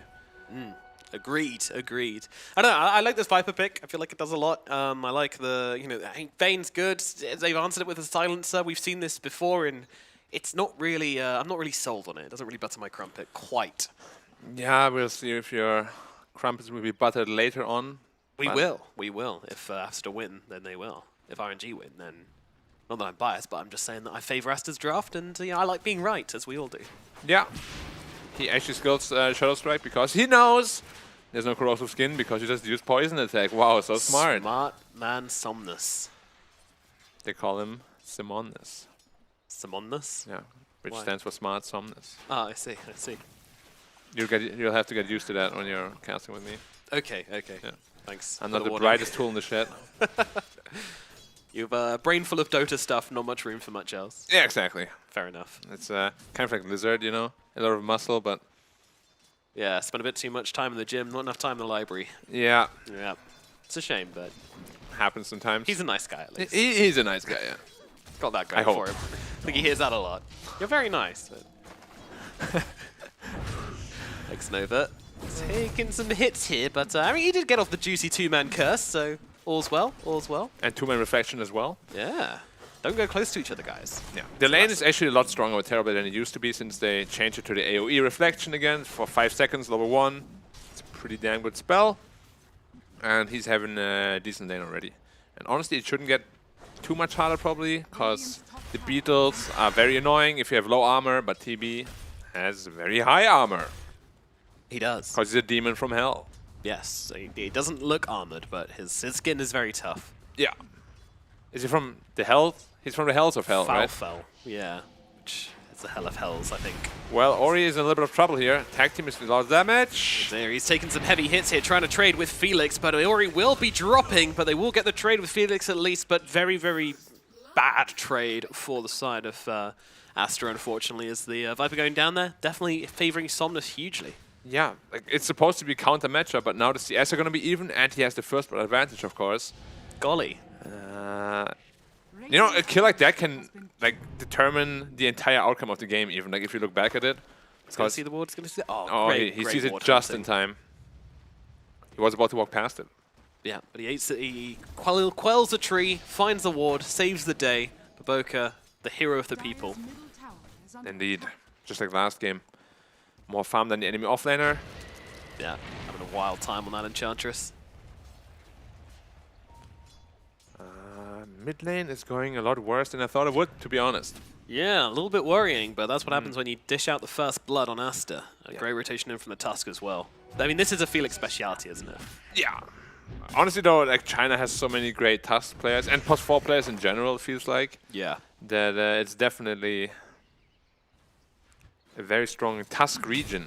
Indeed, yes. Similar to the conversation we were having about the Morphling in series in the game 1. Yeah. Is Tusk picked a whole lot in other regions? I'm actually not quite sure about that. I don't believe so. I mean, Maybe after they watch the Chinese region, it will be Yeah. then. Because what Xingqiu did with his Tusk was very, very fun to watch. And indeed.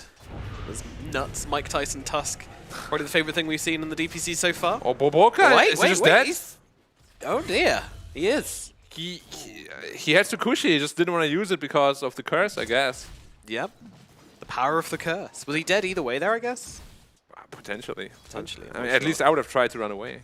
You know, but that is me. I'm a scaredy cat. Yeah, he faces his fears. Meanwhile, in the river, we've got a bit of kerfuffle taking place. Somnus forced to blink away. I mean, that is a good thing, right? Like, you stack up a few poisons and then the Queen of Pain is going to yeet herself out of there. Yeah, but you know what's not a good thing? Viper skilling to completely dominate lane and losing the lane. That is not okay. You want to have, like, Netatoxin at least if the lane is going like this. But if you're investing skill points into skin as well as poison attack, you gotta win that lane. Yeah, and right now that's just not happening. Somnus pulling pretty damn far ahead. Doing very, very well across the board, really, as BO3ER gets some revenge in the jungle, finds X-Nova, brings him down. All right, 1-for-1 now between these two. See how this rivalry develops. Yeah, and he didn't lose 2 in because he didn't skill the glaives, of course. Ah, Which a lot of people don't know. It's actually tied to the glaives. not retroactive. Not retroactive. It's not patch. It really should be, though. Suddenly you just like lose 20 in the team When fight. he levels it up, yeah. Goodbye. Storm's out of mana, guys. I did the thing. Play against Wraith King, just suddenly... Oh, I'm not respawning. XXS. Oh, beautiful Jukes. But not beautiful enough. It's gonna live. maybe beautiful enough. Phoenix is here too. Yep, he's got the tag team coming out. This Mars is very tanky, but not quite there. Felix gets the kill as they bring down the Mars in the bottom lane. Yeah, Terrorblade is having a very good game. On the other hand, though, Timbersaw is having a pretty rough game. Like, Timbersaw is a hero that generally wants to snowball, and being behind against the Wraith King. Eventually, you will be fine in the lane no matter what, but you really want to be winning that lane. Not, you don't have to catch up again. Peaky, just kind of coming into the mid lane he's here. just and, dead. Doing a spot of dying, unfortunately. Nice Oh, deny. the deny comes down. All right. Bit of styling going on. Or he turned around Somnus here as well. You want to fight me? Come fight me. He's actually maxing Shadow Strike against the Viper. That is so uncommon. Yeah. Because most of the people wouldn't skill Shadow Strike at all, just max Scream and Blink. But he really wants to take it to Ori, especially after the first blood. I suppose so, but yeah, I mean, it's a powerful ability, especially since the healing aspect. Maybe that kind of counterbalances the matchup like we've seen previously. Yeah, maybe a little bit. But the corrosive skin damage is probably cancelled out by it, so it does make sense. And if you're winning lane with it, why not? Yeah. Go for it, Queen. Perfect, of course. Meanwhile, in the bottom lane, X-Nova is in a spot of difficulty, by which I mean he's absolutely dead. XXS might be following to the grave, though, if they can get the follow-up damage. The Bane coming in across, though, going to help out his little buddy, and God King will not be able to run down this Mars. Meanwhile, in the middle lane, oh my goodness, that's going to be a whole world of hurt coming into Ori here. Somnus, ow, is he ow. going to survive through it? Yes. Looks like he is. Another decent trade. I'm sure you get the Tusk, but you rather kill the Viper than more than anything. Yeah, this Viper pick is not working out. I mean, you pick the Viper for one reason alone. You want to dominate that lane, and that's not happening. Yeah, at least the net worth is still even, which in itself, of course, is a loss.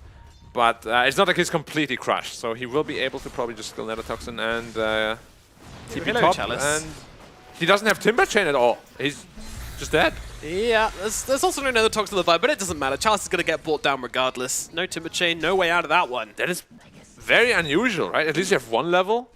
This is Chalice. He doesn't run away. Yeah, he went double level in Q. You saw his Tidehunter game. Ori again. No, he can't die again. No, just being followed around by Felix and Somnus. I mean, Mone's going to come in and at least get them one return kill. But again, if Felix keeps dying for Ori like this, he's going to be chuffed about that. We know how much he likes to sleep. Yeah, Peaky once again sending heroes to sleep. It's his brand at this point. It really is. And Somnus should be just fine. No Tsukushi for a while. BO3 probably going to drop down pretty low. That one Shadow Strike tick actually saved them there.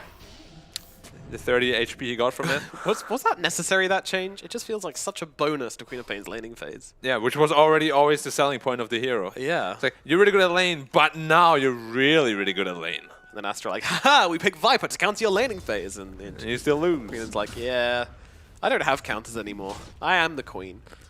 Yeah. Well, big credit, of course, to Felix for that, but Yes, it wasn't. Yeah. And it wasn't for the Tusk's rotations. None of this would have been possible. Credit to him. scouting for some stacks, getting in some deep wards, potentially, yep. And gonna go on a Viper again, 3 heroes. They don't want to let Ori breathe at all.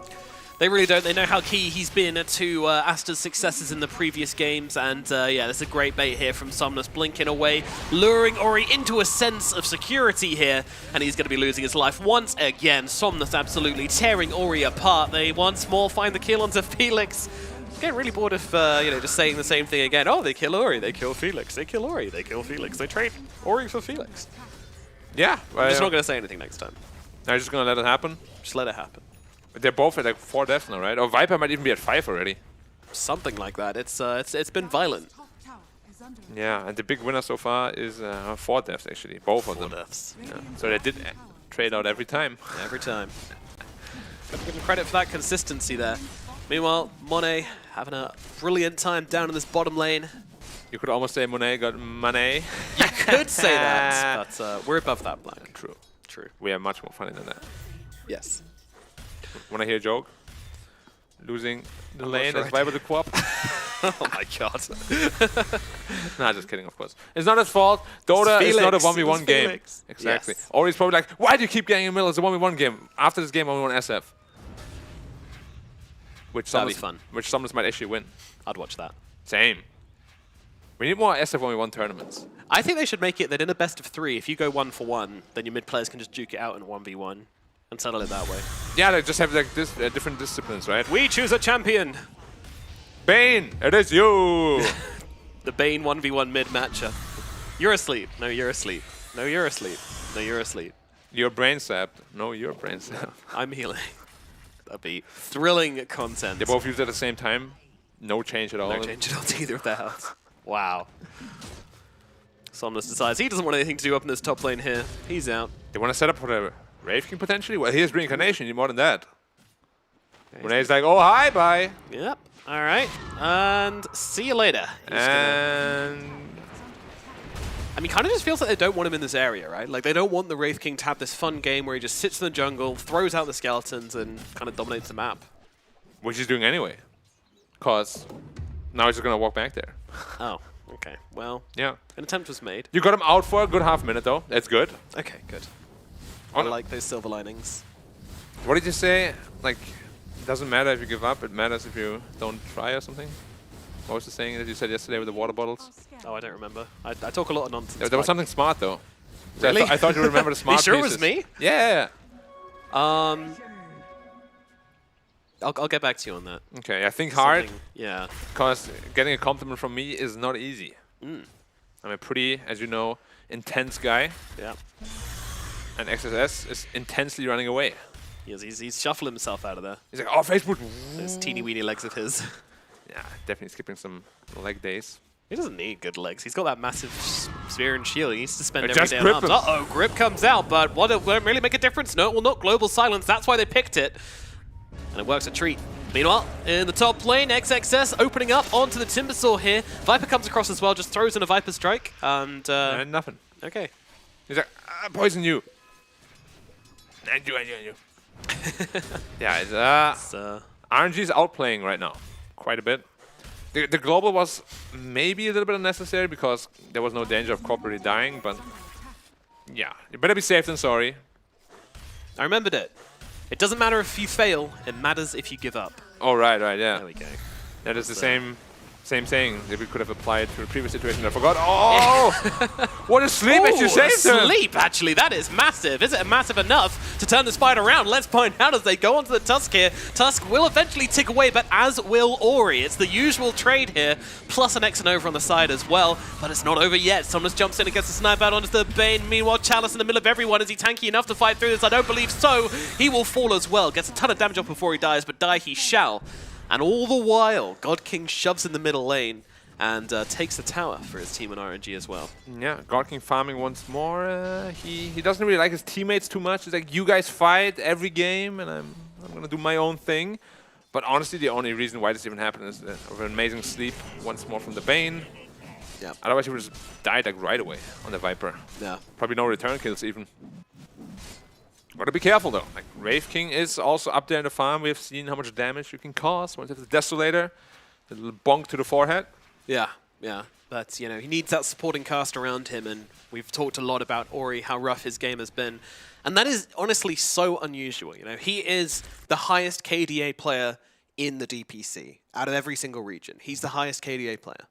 How crazy is that RNG are now just committing so much to shutting him down? I mean, for a good reason though. Like Ori is definitely one of those players that once you let him snowball, like even in the last game as Lash, he did so much work. And Ori knows how, like, well, once he gets ahead, he knows how to stay ahead. Yeah. And if you don't let him get ahead, then, you know, he's going to play catch-up the entire game. And one of the biggest playmakers of the Aster team is suddenly rendered useless. That is Good strategizing. It very much is. Yeah, you take away that founding block of this team, something they've been relying on in many of their games. Oh, they find the Bane. This is a great target to bring down first, and they will be able to take care of him immediately. Felix And the Tusk dies once more. gonna trade his life once again. I mean, Not for the Ori, though. XXS TPing out of this one. My goodness, squeaky bum time for Mr. Mars there, but he does get himself out. Yeah. You did have to say it because it wasn't Ori that died. Yes, it was. I agreed not to say it if it was Ori trading for Felix, but... Yeah, Felix, I don't know. Felix is basically just running in and giving his life for another hero every single time at this point. I mean, maybe this one's not quite as worth it as usual, but... Yeah, Viper's only level 9 at this point. It's falling further and further behind. X-Nova is fine. Yep. As is the Weaver. A little bit damaged, but Alice is... he's feeling a little poorly. He's poisoned up pretty heavily at this point. can't grip because Global Silence. Well, does it anyway, What? and this is Three-man what wave. happens. Sumnus just comes in with a three-man wave, snowballing across as well. The Nightmare's going to save Baboko for now, but will go down regardless. And XXS also falling on the sidelines here as they move over to the Bay. What was that? I mean, you said he can't grip here. He gripped, just to prove you wrong. And then... Take that, Black. Well, Idiot. stupid caster, I'll show you. Oh, we're all dead. But yeah, it's like super tough. This is why people pick Silencer against Bane. Like, he was so hesitant to even grip. He cancelled like 3 He times. tried to bait it, And then he's like, I got you now. Oh, Global Silence. And 3-man wave by Somnus. Blinks on top. Beautifully done. Beautifully done by Somnus, honestly. And what's the counterplay? They were all silenced, getting shoved away by the wave. He blinks on top of you, and you're like, all right. The Snowball went through 3 heroes. Or he's like, maybe I can TP out. Nope. The Snowball wasn't even aimed at him, but still hit him. Unlucky. Feels bad, man. Yeah, and now the game is in a very good grasp for RNG. That wasn't a snowball, that was a wrecking ball. It's Yeah. doing a Miley Cyrus impression. The wishy-washy draft is working out. It really is, yeah, it really is. I mean, now that we've seen it in action, you know, what's your opinion on this Timbersaw, this very unpopular hero which is being played at the moment, at least in this region? I feel like this game is just being used as a meat. Like he's kind of like, okay, kill me if you want. But The classic Chalice move, yeah. Does he have enough damage to kill him? Somnus Surely does. Yeah, someone's like, I got it. Yep, finish the job here. But I mean, it looks good the way it's turning out to be, right? Because Aster, like even in game 1, they're paying so much attention to this Timbersaw, who has very low net worth, doesn't really seem to be doing a whole lot in those fights and in the game in general. Yeah. And Xnova is fine again. He's chilling. He's chilling. Yeah. He went straight BKB on Quap, actually. BO3 trying to hide in the trees down there, trying to get away from the Quap, and has actually managed to do that. Oh, he almost lost his BKB. Oh my goodness. that was Just got close. it. Yeah. Just got it. Blink Dagger on Tusk already. He's filthy rich as well. 16 minutes on a support Tusk is a very good time for a Blink Dagger. Considering the other items he's got as well. Yeah. Especially since you're the only point of initiation you have. Yeah. I'm really surprised they actually managed to get 15 kills with like 1 stun that they have. it's quite impressive, isn't it? It's definitely a feat, but that's Queen of Pain effect, right? She is literally just damage up the wazoo. Yeah. Pure damaging hero. And again, like, if he wasn't set up for success like this, these fights would have never happened. Yeah. So I love the way RNG is just approaching the series in general. Sure, game 2, like, the draft wasn't the best, but they're playing it very similarly in a way where they played game 1. Yep. Which, 4 heroes. yeah, and game 1 they crushed. They did. And game 3, they're not super far ahead, but Terrorblade is feeling really, really good. His crumpets are buttered. They certainly are, Black. They certainly are. Scanning. Now, Oh, they scanned him. yeah, they want to debut this Blink onto Mr. Monet here, and they will do exactly that, getting on top of him. Shards, Ow. meaning that, wow, that Tusk is taking a lot of damage, and Monet's not taking much at all, but will eventually be losing this first life, but in comes XXS. Great Arena comes down, that's going to finish off the Tusk. Ow. Somna's taking hits here. He's scared as well. Where did this damage come from? He didn't blink. He didn't blink. Chalice taking some damage from Aster as they just plow into him with those poisons from the Viper. He just can't deal with this on the Timbersaw. He's going to fall. The Global comes out, but is it too late for RNG? It's a lot of damage. God King trying to do his namesake here and take down the Wraith King, but it's not able to do so. Now turns attention to Ori, but they're just juking him. They're jiving him. They're just taking him into another dimension right now, and he will not be getting off that Sunder. Therefore, he will fall as well. That is all 5 heroes dying at some point to the side of Aster. Every hero wiped off the map. How did that happen, Black? Well, there's going to be more and more potentially. Nah, he's going to be running away. How did that happen? Well, they all initiate on a Wraith King with a 2.6k health pool. How long did it take to kill him the first time? Like 10 seconds? Yep. And the Tusk was pretty much already dead by the time that Wraith King died. Had to expend Global Silence to save the TB from the grip. And the Quap just didn't blink out. Blink was off cooldown. He didn't expect the damage at all. It's too much. Yeah, he reincarnated, critted him for half his health. The Gods Rebuke for half his health. He's like, I saw it on the camera. He was like, whoa. What just happened? I got BKB. Wait, yeah, but what? you have no armor. He has Desolator. Yeah, it was some serious smacking as Felix makes an optimistic journey up to the high Are we ground. trading here. Ori for Felix? Let's go. Yep. You'll have to cast this one, I guess. Oh, they're not trading They're though. not trading. They just get the kill, which means I'm back online. Ori falls, and Felix gets out, which makes a rare change. Unfortunately, I was ready, man. I was ready to take it, but I wasn't needed. Not necessary. And now they're going to the Roche pit. Tag team, of course, one of the best Roche takers in the game. Take down that bad boy. It's a lot of illusions coming in. I can't wait for them. I hope they shadow buff Roshan. They don't tell anyone about it, and then a team just goes in to take a Roche. Clap for 2,000 damage. Yeah, just a bunch of new spells come out. Just grabs it here and throws him into the goddamn sun. I'm ready for that. Oh dear, someone else is going into the sun right now. PQ. Bane again, yeah. PQ really likes to be in there. He does. In the their, like, mess. swimwear. Game now normalizing it a little bit. Now you even have an Aegis on the Terrorblade, who truthfully is, he's a decent Aegis carrier, but once you're out of that metamorphosis, you're not all that scary. No. Unless you watch the anime, then maybe that's different. True, he's always scary in the anime. I can't watch it alone. I Yeah. need to hold my hand. Terrifying. Green eyes. Ooh.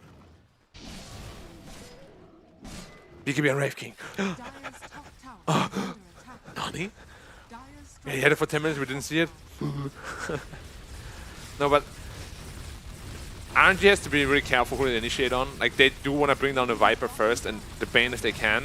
Yeah. Like, putting all your resources and killing a Wraith King can work, but only if your Terrorblade is there. Like, he's your big damage. If he's there right from the get-go, the Wraith King will die quickly. Yeah. They didn't have him. They needed him, but unfortunately God King was not quite there yet. But when he has his Skadi as well, the Wraith King's just going to feel out, like, his fights are going to get like twice as hard, right? Yeah, and you're not going to be healing a whole lot from your Vampiric Spirit. Radiant's bottom tower is it's going to be very tough. Like, TB is going to be the God King of this game at some point. Yep. And as we said, the pressure's upon God King to make it work as they start this fight out. Felix immediately with the snowball is going to keep himself alive a little bit longer. Punch comes down, but he will fall. Aster, though, they need to get themselves to this high ground. That's exactly what they're going to do. Retreat, get up to the high ground here. XXS throws down the arena. That's going to save them from the right clicks from God King. If they can waste this, the Metamorphosis, that could be big, but Ori, it's a risky TP, and it is not going to pay off for him. Can you use discombobulated here? He got absolutely discombobulated. I think we can. He got torn to pieces. He was like, yeah, I'm out. Ah, no, you're not. Yeah, and meanwhile, RNG, very well-positioned fight there. They just knew how much pressure to apply to Aster, how not to overstep. They were aware of the arena. They baited it out. Yeah, they used meta for this, but absolutely worthwhile in the end. They are very combobulated on the side of RNG. Yeah, and the thing is, they know they have better late game on RNG as well. Quap late game is insane, and as well as Terrorblade, of course. They don't really have any Terrorblade threateners, is what I like to call them. No Zeus, no Tinker. No Draw Ranger, nothing that can really deal a whole lot of damage to him late game. So once he gets up to the Satanic, BKB, Scotty, don't know what to do about it. They will struggle to dismantle this Terrorblade, that's for sure. They have to do something here. I think it just comes down to baiting out the Metamorphosis. Look, he can't even kill the illusions already. Yeah, this is a bad sign. Whenever that happens in the game, yeah, we're in trouble. Yeah. Our carry can't even deal with mere images of the enemy carry. That is... not good. So where's our magic damage going to come from, guys? Brain Sap? AoE Shard? Get the Dagons out. At this point, you might think about that. Might have to think about that. Yeah. Dust off the Dagons. Hey, Viper Dagon, you get the magic resistance down nice and low, then boo! Yeah, with the shard, just need to hit him like 7 times. Easy. And then, well, in Terrorblade's case, 10 times because he has 16% evasion, which misses every time for some reason. Yep. RNG is great. We all love RNG. We do. Until we don't.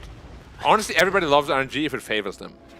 But once it doesn't, they're like, I hate RNG, it's so dumb. Why is the rune spawning bottom? Somebody clip that, Black saying, I hate RNG, it's so dumb, whilst casting RNG. Oh. Get him out of Oh, here. Get him gone. We got him, everybody. Yeah, I got baited. Unfortunate. Bottom tower. Unfortunate indeed. Why are you doing this to me? I thought we had something special. I was only putting it on. Yeah, the entire time to bait me in, when you trust the person the most when you're most vulnerable. And Absolutely. You grab me in, just as God King is grabbing all the buildings right now.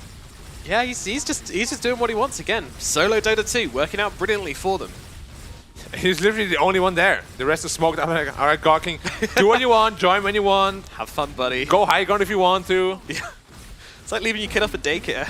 Just leave your kid off in the bottom lane and we'll go do something else. Is under attack. Dire's They might be able his- to. Oh, yeah. Oh, okay. Oh, there's a Shadow Blade gone for a long time. That's actually a pretty good pickoff. It is, but it's always funny to watch a courier get absolutely sucker punched into oblivion. And the same thing might just be happening to PQ here as well. The early warning system gets triggered and Aster leave. When they used to go mining, they used to carry around a canary in a cage with them, so that if they moved into an area with bad air, with toxic air, because the canary's got much smaller, therefore much faster respiratory system, it would die much faster than a miner would die. So the canary dies, they know they need to leave.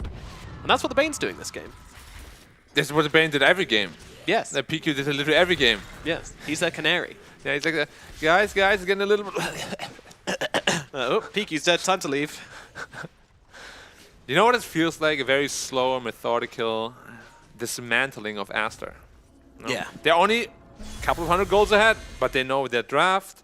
They have nothing to worry about once they go like past minute 40 or whatever.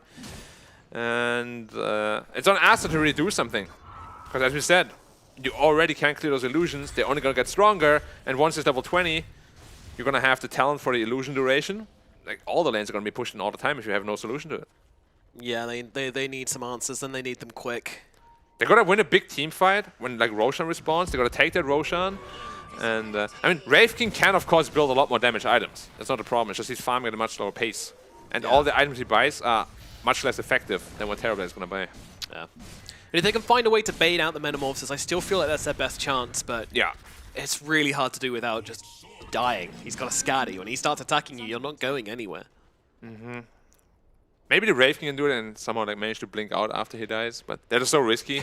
Not something you want to plan for. Yes, we'll sacrifice our Wraith King's first life to get a Metamorphosis on paper. Good plan, but Oh, my blink got cancelled. I'm dead. yeah. It's He's running pretty away from the severe illusions side again. effects if it doesn't quite work out. And this just looks so sad. It really does. Cameraman's going to show some mercy. Well, what's the play here? Spear into what? Where did the Beatles go? It was just Boink. half the Beatles.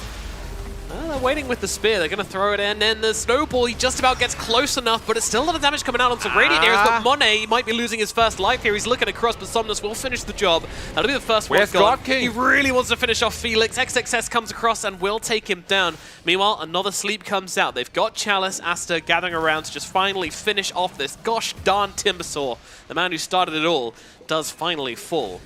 Not bad from Aster, but yes, the question is, where is God King? Where is God King? Yeah, that is Have you literally- seen this man? He was farming all the way bottom again. Okay. Like, I really...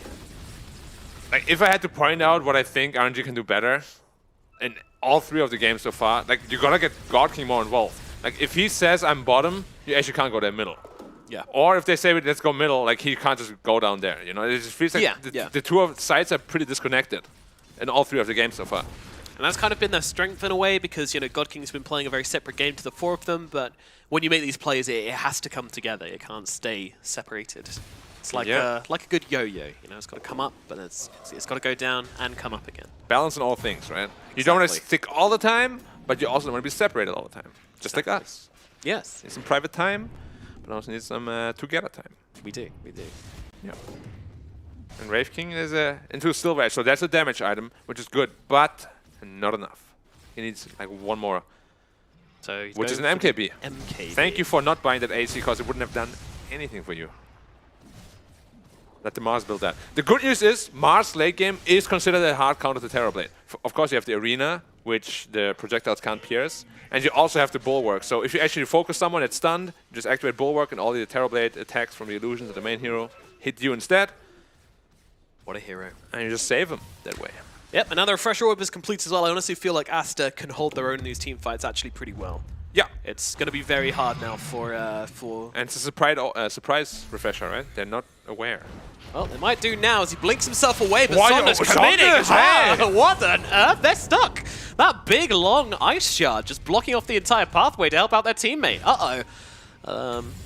He got absolutely destroyed.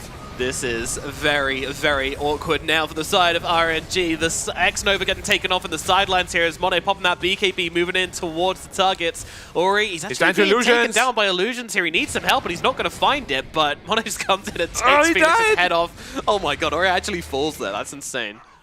He took Alright. his soul. Yep. God King still at the bottom lane, gets a kill at mid. Yeah, but Wraith King is going to take the Roshan now. Such an odd decision by someone to just blink up there. mean- But he also died so fast. Does he have no items? Like no armor items or what? He has no armor items. If he bought that He has plate mail, he probably nothing. wouldn't have died. He is pretty poor, all things considered. Yeah. I mean, we just Wait, expect to Chalice see... going in Whoa, alone? whoa. He's not alone. He's got Chalice? a TB here as well. It's a big commitment for the side of RNG. Will this actually pay off, though? The His Bulwark grip, doing his grip! so much work with the grip from the sidelines here from PQ. It all falls apart for RNG. That just wasn't the play, unfortunately. One after another, they just walk in. Like, yes, giving up the Roshan is not ideal, but then what do you want to do 2v5 or 2v4? There's still Fiend's grip. Your silencer's dead. He used global silence anyway. I mean, that was a Bulwark factor you were talking about before. Yeah, he just walks back and boom, boom, boom, boom, boom, boom. Yeah, exactly. Nothing. Like he was initially trying to target, I think, down the Wraith King, realized he was doing absolutely no damage, then turns around to start piling into the Mars, but by that point, you've already lost your Timbersaw and you're alone in the pit, and then you get gripped, and then you cry, and then the tears drop all over your keyboard, and mix Now it's with all your- messy. I mean, this is all like a snowball effect though. Like the quad makes a mistake, blinks up the hill, which then makes Silencer panic. Oh, I got a silence here, which did nothing because you just died to the one right click of the Wraith King. And now they just Fiend's grip, you don't have the global silence ready. And your Terrorblade dies as a consequence.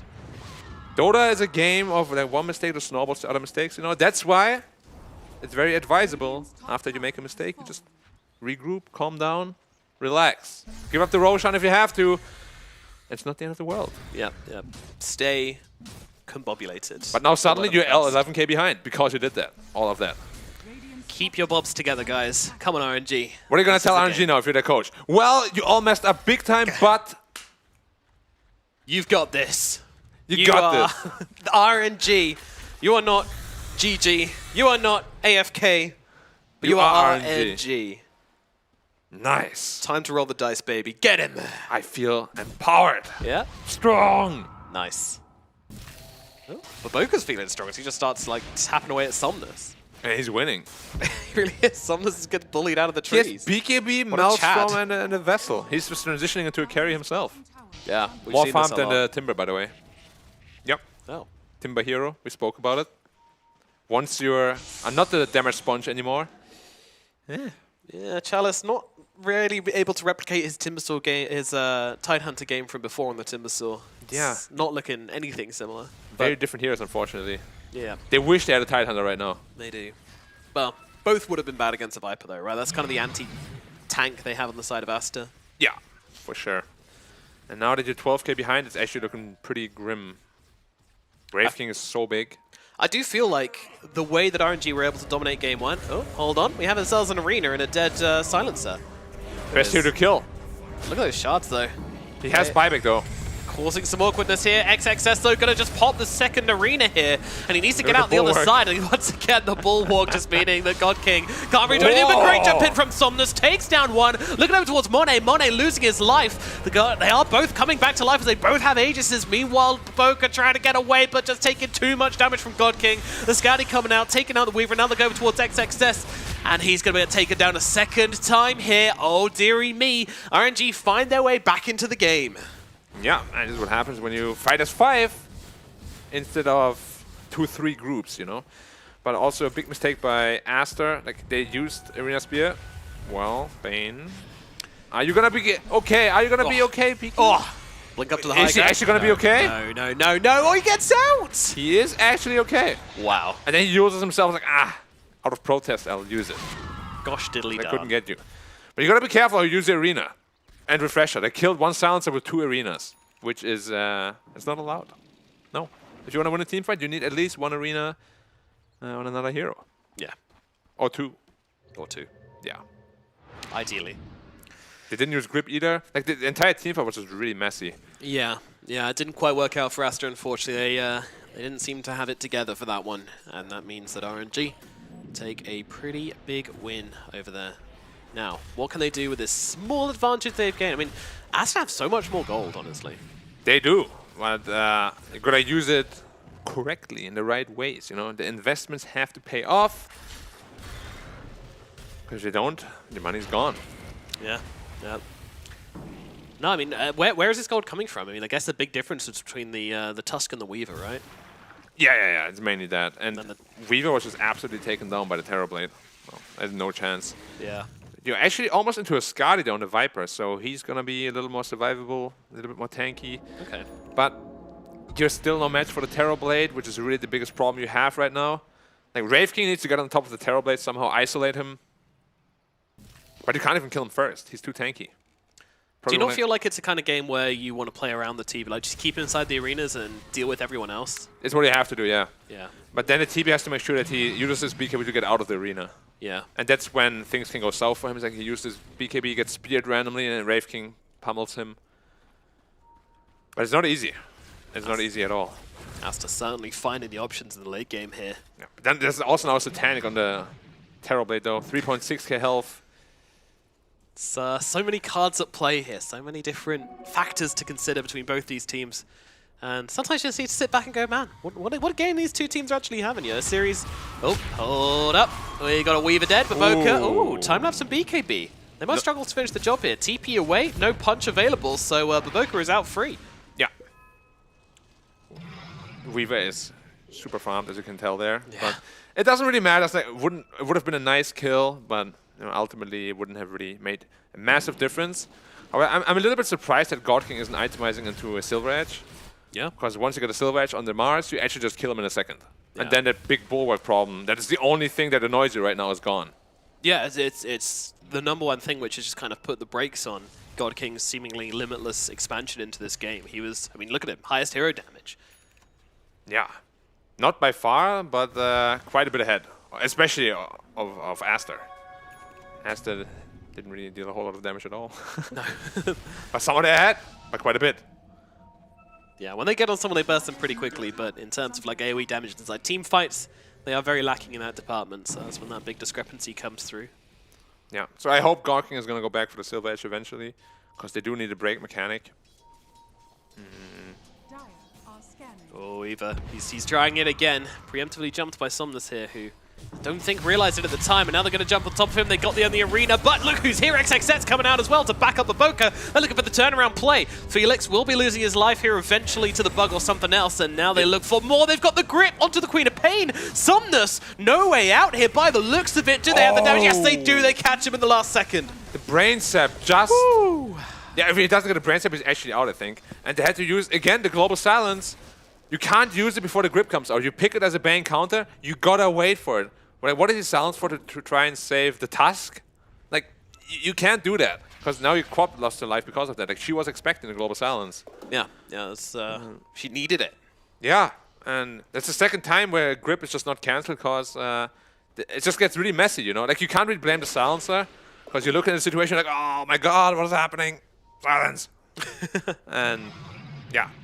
So you feel I like the patience, though, by Bane. more communication is just required for RNG to just polish this one up. Yeah, for sure. And it was a really nice bait by Boboka, though. Like, he played it as if there was no one behind him. Yeah. And he like, ran through the trees like, oh no, no, no. Dude, I believed, and I can see both teams. Yeah. I was Baited like, me. I was like, no, man. I mean, you might not see the Mars, but he's right there. Yep. Who's baiting whom? Yeah. He's very close to 25 as well, which will give him probably the bonus HP region in the arena, which is a pretty hefty amount as well. I think it's 80. Wow. Yeah, that'll help. Now two teams see each other. This is an awkward engagement. Aster just going to double force themselves out. Blink away on the Bane as well. MKB. Blink out. Why do you reckon he's going MKB? They have no evasion at all on Aster. Do they have none? No. Huh. Well, guess they're not going to buy any now then. Yeah, preemptive counter. I really want to see that Silver Edge. Oh, it's because he knew they were going to pick up the Trickster's clone. Ah. There it is. Smart. So Smart. smart. So smart. Yeah. I don't know. I mean, is it? I'm guessing this is the most efficient damage item you can buy, right? No, I really do think that like Silver Edge is literally the only thing that makes sense. Like, even if you buy a Rapier, Mars will still do the same thing, you know? The only way to really kill him through it is you gotta break him. Maybe someone else will buy a Silver Edge form, like the Quap super late game, perhaps. But yeah, it's peculiar, interesting, as one of our besties would say. Indeed. Indeed. Well, Roshan is up. Both teams want it. Who will take it? That's what we're here to find out. RNG Find out in the next episode. See you tomorrow. after this break. Monet running in. And out. Timber Jane down from Chalice. No big commitment here from anyone, really. Those the shards coming out. Very long, of course. Does a bit of DPS, a bit of slowing inside as well. Can be very annoying for these slower melee heroes. Yeah. And he's using all the illusions right now to sort of scout the Roche Pit, but I would actually like it a bit more if he just shoves in the waves with it, and that would then urge a response from Aster, and then they can posture a bit more about the Roche, around the Roche Pit. Yeah. So Quap is going into Bloodthorn next, trying to transition into her physical damage route, which makes a lot of sense, and then maybe Silver Edge afterwards as Tanic, if the game even gets there.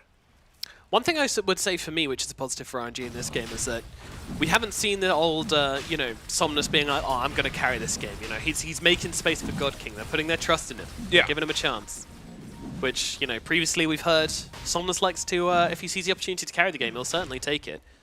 That is the kind of player he is, but this game knows that it's God King that needs to come up big, and the top lane as they found Chalice deep in the lane. No buyback. Ooh, that could be costly. That could be very, very costly. We literally just spoke about how he's not tanky anymore and just gets taken apart in 1 second. They're going for this right now. The Bane, they find him on the high ground. Goodbye, Bane. He blinked up there, or what? How did he get up there? Yep, he blinked up there. Oh, Bulwark, look at me, guys. Bong, bong, bong, bong, bong, bong, bong, bong, bong, bong, bong, bong. Now he's in the The ice foul. Bong, ba, bong, ba, bong, bong, Another ba, arena bong. coming down, but XXS is eventually going to fall here. So, I mean, that's a double for God King. This is a step too far for Aster. Buyback on the Bane. They do have buyback on the Mars should they wish to use it. But right now, he's already popped both arenas, so buyback is not really on the cards for him. Yeah, the damage output of the Quap on the Mars was actually ridiculous. The wave took him like down to half HP pretty much. Like Sonic Wave damage output with Kai Assange is a tad ridiculous, just a bit. Tiny bit. And now he has the passive Lincoln Sphere as well. Yeah, very cool. Great talent. Very cool. Great talent. So fun to play against. Yeah. At least he doesn't have a Lincolns yet. But if he ever gets one. Like, is this Lincoln's on cooldown or this one? Or Got to write them all down, you know, have 2 timers going on your phone. It's all a bit of a mess. yeah, we're gonna press every time. Yeah. No, you're using a script, you're banned. Oh. Whoa! Monet timing the Divine Rapier, throwing it into his quick buy. That I is wouldn't a mind it, honestly. statement. And now they're going into the pit. Oh my Well, God, this Mars is is quick. dead. This is quick. They need to do something about it. Aster moving in. They are going to be able to see this Roshan attempt in progress as they buy back on the Mars. Charles is coming across as well. Can they do anything about this Roshan? God King is just focusing it down. He will take the Aegis for himself and now looks out towards Monet. Monet's getting absolutely torn apart. He is gone from this fight. But God King, he's trapped in the pit. But who's trapped in with God whom? King is getting Oh my destroyed. God, he's getting beaten down. Good night, Terrorblade. Can the team come in and help him out? All of RNG is up, and they recognize that on the side of Aster, trying to get themselves away. But the Mars is getting caught out of the backlines here. He doesn't have buyback. If he goes down here, this could be real bad. He's got the BKB, though. Can he fight? I'm not sure he can. He drops the arena, but the team has just left him, and that is 2 heroes dead on the side of Aster without buyback. 2 minutes window where they could potentially start threatening the tier 3 towers. But yeah, you saw still, like Terrorblade dies very quickly if they get on top of him. Yes, he does. He melts, but he also had the refresher shard from the Roshan there very luckily, which means that when he respawned, he had the meta, he had the BKB, so... Yeah. And this time around, they won't be able to do that because there are only 3 heroes alive. And there's, of course, a Tusk Snowball to help you, a Global Silence to help you. And they know they have no buybacks. They must know because they bought back previously. Double damage, of course. What do you do here on Aster then? What is the counterplay? They might honestly just try to threaten the throne with the DD. Like, he's very powerful right now. Very powerful. Very, very nice DD find from God King. Took a lot of skill to find that rune. They're indeed going for the tier 4s right now. What's your answer? Well, bouncing around on the sidelines. Baboka, though, forced to put the BKB pretty early here. They're forcing them back. Baboka just scaring the entire team away with those pesky bugs. And, oh my goodness, it was a Sunder and a Satanic there. Yeah. Just to get the Quap back to full health. Monet jumps in, Whoa. looks for the Tusk, but nice fingers there on the Ghost Scepter from the Tusk to keep him alive. Ooh, it's getting close, it's getting hairy, heating up between these 2 teams. There's a refresher popped by the Terrorblade in the end. Getting the extra duration. Take the Rexen out, or are they going to stay and try to look for the Mega Creeps? They're still 40 seconds without Mars. They know this. Yep. Aster trying to force them, invite them to overstay their welcome. Meanwhile, the Weaver getting caught on the sidelines here. He might need some help. Timelapse does come down. Sonic Wave going to miss, but it doesn't make No a buyback difference. Weaver. Baboka still falls. Monet could be in some trouble here. 18 seconds on the Mars. They need to hold them back. They need to turn this around some way, somehow. But Monet is getting absolutely blasted by all these TB illusions. Now they move to the next target inside the Snowball. They'll be safe from the poison, and it's going to be another death for Ori. Meanwhile, Felix takes a step too far. He gets killed off without buyback. So RNG, they are actually going to call this one and get themselves back. The Mars is back. There's 4 heroes up on Aster. The game will not be ending here, and there are no Mega Creeps for RNG. I mean, they survived on Aster, but really at what cost? The entire team bought back. You lost 2 sides, and all you got was 1 task. It's literally all you got in the last, like, 3 minutes exchange. Yeah. It was like, what, they were like 11k ahead, now they're 5k behind. And Terrorblade, as we said, is a massive problem. I don't even know what they do about him. Dude, like 10 minutes ago, I feel like, you know, they're both fighting on the cliffside, and now Aster, they're just barely holding on with their fingertips. Yeah, I mean, you can just see, like, if Terrorblade gets free reign in the team fight and Mars isn't there with his bulwark, like Viper and the Wraithkin, they just cannot fight at all. They can't move, and they can't fight back. So what do? You die. You die. It's the only option left. XXS really is a difference maker in these team fights. He cannot make a single misplay for the rest of this game. No pressure, buddy. Good luck. Good luck. Yeah, that's probably what Lanham is saying right now. Massaging his shoulders. Ah, yeah. Good luck. If you win, I'll buy you your favorite dish later on. Ooh, what do you think it is? What does he strike you as, XXS? I think he likes egg tarts. Egg tarts. Yeah, egg tarts are very popular in China and Hong Kong. Oh, okay. Today I learned. Or in Asia in general. Yeah. And I gotta say, I'm a big fan as well. Mr. Worldwide with the cultural information from across the world as usual. Do you like egg tarts? No, not really. Sorry. Oh, Have you tried my egg tarts though? Like, I bake really good egg tarts. Yeah, I mean, I don't think I've tried the Asian versions, only the European versions. So. Are they different? Don't know. Never tried the Asian ones. Are the European ones like the Portuguese egg Yeah, tarts? Are yeah. those? Yeah. Like custody, I think? Yeah. So you're not a custard fan? Not really, no. Ah, okay, that makes sense then. RNG, what is their timing here? What point do they go in and try and drive the dagger into the hearts of Aster? I mean, honestly, they could just wait for the next Roshan. God. Or perhaps wait for Aster to step out too far and make a mistake and punish them for it. Yeah. Because admittedly, they don't have a whole lot of stuns on RNG. Still just a Tusk. No hex, no nothing.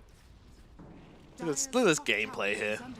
Look at this Terrorblade gameplay. Just main Guarding the hero Hydra. doing nothing, just microing the illusions. The illusion's just so goddamn strong at the moment.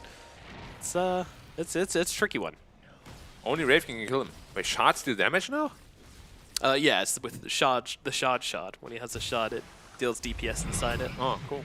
Didn't even know that. Slows as well. It's very good against slower melee heroes, Like the Wraith King. like the Wraith King. XXS starts a fight, skewer back onto the tower. This could be big, but can they follow up? They just don't seem to have the damage. The arena comes down as XXS just take it to the front lines here. He's tanking a lot, but can he tank enough? Monet getting into the fight, looking over towards Chalice. That's going to be his target. Snowball out, though. It's going to save the TB for the time being, and now they look to juggle on Monet. Monet just trying to fight into God King, but the Satanic comes through, and they will tear the first life out of the hands of the Wraith King, and now Monet just can't do anything. He has to back himself away, but Ori stacking up the damage here onto God King. They've got the grip as well. The global science comes out, but it's not enough. God King is dead, has the buyback, but still a big defense from Aster at last. They dig deep and they find the defense. Yeah, and that was without the Rapier. He just got that at the very, very end of the fight. But you can just see what kind of difference the Mars made.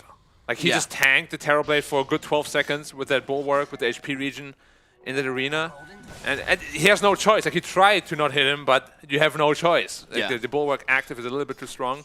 Wraith King ends up dying, but you bought enough time for the backline to be crushed by the other heroes. Absolutely nuts. This game is just delivering on every single front. And yeah, I love the patience from Aster there as well. You know, soft committing to the fight, not over committing at any point until they realize the point where they could jump in and get those kills. And like, so delicately done from Monet as well. You know, his health is a resource. His first life is a resource. His second life is a resource. He uses that first life brilliantly just to keep on delaying out the push from RNG. And then the second life, he can actually come in and do the real damage and finish the job. Yeah, it's the same with the Mars also, right? Like, the first arena, he baited out the BKB of the Terrorblade, and the second arena, he didn't have that anymore. Gets a really good spear onto the Terrorblade. And the Viper is now also getting to the territory where he becomes pretty scary. Like, once that MKB is up, he will deal a lot of damage. He wasn't a factor really in most of those team fights, but if he gets one or two more items, it will change as well. It just feels like to me, for Aster to take these fights, they have to be timing everything to such a precise degree. Like, it's microseconds, and we're talking like not, you know, once you pop that arena, you have to pop the second BKB, you have to pop the second arena. It has to be timed and linked together with the Wraith King's jumping in choice as well.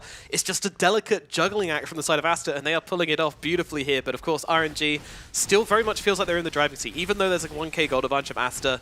I don't know, I just feel like with the buybacks and everything, RNG are in a slightly better position still, but maybe not for long. They also have the refresh on Quap now, which is really the biggest damage to the Mars during that BKB. And we have seen, like, 2 Sonic waves will shred the Mars and give just so much more space to the Terrorblade. Here they want to fight for the next Roche for sure. 10 seconds, it is a short Divine respawn. Monet, Divine Monet, oh, careful. Good lord, it's one getting... bomb could... But he also dies so fast. Yeah. Like, Terrorblade kills him in a second. Unless Mars is dead, and he doesn't kill him at all. Oh my god, TB just bought out for an Axe. Wait, he has no buyback then? He just bought out for an Axe. Okay. I mean, not what I would have done, but he has a refresher, so double fear could potentially be very game winning. But if you die now, this is game over. Yeah, it's very ballsy move. Wow. He had a rapier queued up. You know, I'd be totally down for selling your buyback for a rapier, but For an this axe. is- for the axe, I'm not sure about, but hey, God King, Pop the he's a first player meta. of two extremes. Let's see what they can do. Into the pit we go. I mean, if he can use the ultimate, the terrorize wave. What's the spell called again? Good Terror? question. Is it just Terror terror? Wave, I think. Terror wave. Yeah. If he can use that to defend the Roshan attempt and secure the Aegis, it'll all be worth it, but that is a big, big if. Meanwhile, on the side here, they're trying to find the you Bane. can't lose the Bane. No. Oh, Okay. he gets out. But he's in the base now. They have an opportunity to maybe get Roche. Yeah. It's pretty quick, but they're like, nah. They won't know where he TP'd to is a thing. True. I mean, there's only the base left, really. Because if we defeat the outpost, it would be a bit longer. Yeah, that's a good point. But yeah, playing it safe. They also use the Metamorphosis, so they don't want to risk anything. I really hope that Monet isn't like in this mindset now where, oh, I got a rapier, I can't jump in anymore, because he was so important for all these team fights. Like, you need to lose your first life as a resource to be able to fight back afterwards. Yeah. Like with your first life, you gotta bait out a couple of BKBs. But even then, now they all have refreshers. Corpo got refresher, TB got refresher. And once your BKB is down, you're gonna get terror waved, and then you run away, and you're just gonna die. So many ifs and whats. Who can execute better? This is probably the game with the most complicated team fighting you may ever see. There's so many variables, so much to consider. And on top of that, all you know, there's breaks. There's of course the regular spells, which we're not even talking about anymore. Global silence to cancel out the grip, etc., etc. Like it's all so many individual battles between these players, between these cores, between these matchups. Which way it goes down. Any mistake or any big outplay here could be the real game maker. But buybacks are coming back now. In fact, almost everyone has them except God King. That's no And surprise. Somnus. The guy's a lunatic. Somnus for now, yeah, 500 short. So Aster won't know that. If only they knew, they would be forcing Roche right now. They really would. But I think there's also the Wraith King buyback. It's good, but once you lose your rapier, you're also going to be pretty sad about that. Felix trying some alternative tactics here. He's like, just let me into the pit, guys. Just let me in. It's fine. I mean, it's so much harder right now to approach the game for Aster still, because you're two sides down, the lanes are always going to be pushing in, Yeah. which gives openings to RNG. But they're really just sitting on the high ground waiting. They're moving in now. It's a super But long spear. It's only illusion. How is it so long? Must be like a telescope or something on his team. Someone perhaps doesn't have the aura on him right now, but he's just got a strong arm. He's been practicing a lot, throwing a lot of spears. Certainly has. They get a few units longer every time you throw one, you know, just because you're getting more practice, getting stronger in that arm. That would be such a nice mechanic. Yeah. And eventually it's just global. Global spear takes you out in the fountain. Yeah. Just like the... Or if you get like a nice channel down, then they just end up like being carried forever on the spear, thrown across the map. to your own fountain. Felix, he's trying to strike a deal. To be fair, you know, just let us into the pit, guys. It's fine. Nothing bad will happen, I promise. Don't do it. But as we know from the anime, letting TB into the pit, or letting TB in anywhere, is a Bad pretty idea. stupid move. Yeah. I mean, honestly, like if this game, let's just hypothetically say, it goes like 30, 40 more minutes, like this Weaver is dealing a lot of damage at this point. Yeah. He is pretty much a core already. Yep. They And who's going to do the same thing on the Radiant? Like, that is where this really farm post 4 can come in really handy. Because you got the Silencer and Tusk who are really poor, and then the other three who are really rich. So, the longer the game goes, the more I'm probably going to favor Aster. Because They TB have- can't get any stronger, right? He's almost at his peak, yeah. And give him a rapier and he'll be Whoa, there. Monet! Monet playing a dangerous game, but Shard's just a little bit off the mark, and that is going to give Monet the space he needs to escape almost certain demise there. This is Goodness not me. something you want to do with a Rapier. And there is a Telescope on the Bane. Ah, there you go. Yeah. Some good old cast range, plus an Ether Lens, even more cast range, very balanced. Yep. What we all love. I hate cast range increases. Just catches you off guard sometimes, doesn't it? Oh, we're in the pit. Hold the phone. What's going on? Aster. I'm not going to let this one happen too easily. The Magic Lab Where's the doing a lot of damage? work there as they get off the first BKB on XXS, and now the arena Oh, that comes was down. Spear! It's a good one, but the fear comes out from the TB, which means they can't really follow up on it yet. XXS, he's got the refresher ready. Is he going to use it as a question?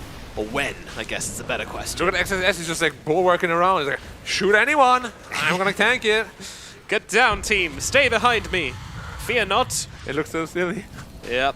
He isn't even deactivating it ever. Nope, he can't. Now jump in. Oh, Whoa, the damage! But the heal comes out in time. Did he sunder him? What's that heal? He sundered him. Oh my god. Well, And instantly pop refresher too. Without using Yeah. one BKB. That's one BKB down for free. And It his is- chalice isn't dead, but yeah, I think BKB it's could be costly. probably worth it to save Chalice, but it's a hard call to make. But it's one which God King made regardless. He's going Now- back in. Whoa, he's up. Hey, He's up to the Chalice, high ground, Chalice. straight into the face Oh, of Monet. Monet. His first life, it might be gone. It is gone. Now, they're just surrounding the respawning Wraith. They're throwing everything he's dead, towards he's dead. Monet. He's out of there. His axe, his axe. Zags, he's surviving a little bit longer, but his death is imminent. XXS trying to fight up into the TB as Monet will drop the No TB buyback. getting low as well. Can he survive through this? Asunder! He gets it on the Bane. He's actually surviving through it the first time, but look at Ori. The Viper Ori damage, has what? turned into a god. What is this? Now he turns around, just fighting up everyone. RNG, get off our high ground, but the buybacks are coming in thick and fast for the side of RNG. They are not out of it yet. Quick buyback count here, and we can see that it is massively favoring the side of Aster at the moment. And but, the Rapier's back in the Wraith King's hands as well.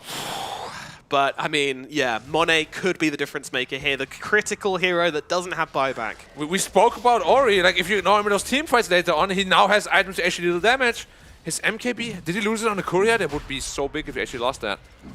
Yeah, I think he did. Oh, that would be like... He killed the Terrorblade from 100 to 0 pretty much all by himself in that last team Twice. fight. He sundered and he just killed him again. Like, that poison damage really does stack up a lot if you just ignore it. And they're getting Roche for free? Surely not. No way, no way. They're coming in. Monet taking down Roshan. The Roshan is gone, but Felix he got jumps in. it. He takes the Aegis on the Tusk, steals it out from under them. XXS in some trouble, and Monet in even more trouble with 4 staff from the Bane to get him out. But is he safe? I'm not sure he is. BKB out from Monet as he tries to get back to his high ground. Ori just chasing them back once again, though. He is the real raid boss in this game at the moment. BO3 on the sidelines BO3 as doing well, so much trying to damage. get Felix. Felix running away. He needs to escape. He's got that bug upon him, but the illusions will take it off. Meanwhile, Xnova also needs to get that bug off here, but I don't think he's surviving. A simple brain sap will finish him off. No Dead buyback for on him. 100 seconds. Yeah, and now it's back to... Viper and Weaver actually still have buyback, so the buyback situation is still better for Aster. But these fights are getting really intense. Like, that Aegis steal was... intense. Insane, dude. Like, if he dies there, he doesn't have buyback, the game might literally just be over. Yeah, no. I mean, where did the goodies go? Like, we got a cheese on the Terrorblade, we got a refresher shard. On the Terrorblade, he got the refresher shard and the cheese from that. And the Aegis. On What the Tusk, of course. hell? This guy's And- got fingers of a pianist. Was it the 4th or 3rd Roche? The 4th. Yeah, there was a refresher shard before already. So Yeah. who did the axe go to? That's a question I might Somnus, not have I think? an answer Yeah, I to. think Somnus picked it up. Somnus got it? Ah, yeah, it's yeah. just appeared. So the wave cooldown, He got everything from that. Felix, God. all 4, yeah. How even? Did nobody click? I don't know, man. Check this guy for an auto clicker, man. Just sweeping everything up off the floor. Yep. But Aster, they are undeterred by the bonuses that have just been grabbed by the side of RNG, because of course Silence is still dead for a little bit longer. At the very least, they'll grab themselves a tower. That is just an awful mess on the floor. There's fire, there's poison, there's ice. I think Aster would be much more confident trying to go for the high ground with the Silencer that if Ori actually didn't lose his MKB. Like Wait. Weaver got a Rapin out too? I fucking love Baboka. Look at his damage output now. Like, he hits harder than the Terrorblade. And of Oh course, my it's a triple God. attack. And all the heroes that are affected by your Swarm also get an auto attack from the Gemini, which is an additional one because of the talent. So everyone's like taking 1,000 damage every Gemini attack.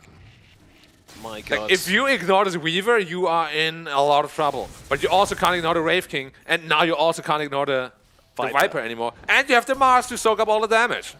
Okay, so the trick is, well, this is the trick they're going to try and make here as they jump onto 2. Monet taking so much time, he's going to lose his first life almost immediately. XXS, though, he's holding his ground here with that Bulwark, doing so much work. Refresher comes out, second arena. They're trying to turn it around. They're going to try and beat down the Tusk, but more importantly, they're going for the TP. Monet's Monet, going to what's the TP? TP? Are they both dropping here? I mean, Ori from the sidelines here, just Bulwark's full dropping health? everyone. They are melting on the side of RNG, and the grip's there onto Somnus as well. Somnus is going to lose his life. The fat crit comes through. Goodbye, RNG. They are down all all three of their That's GG, cores. that's it. Lights out. Aster take the series in just an instant there. I mean, RNG, they try to make the play onto the Wraith King and the Mars, but that is a combo you cannot focus. We spoke about it, how, like, sure, you can't ignore the Wraith King, but the Weaver on the sideline dealing so much damage. Yep. And XXS again with the Bulwark actually saving the Wraith King. He's just standing there all along with his damn arm up, and Terrorblade's like, what can I do about it? I can't do anything. It was just an impossible fight, unfortunately, then from RNG. I mean, a ridiculously hard situation for them to break themselves out of.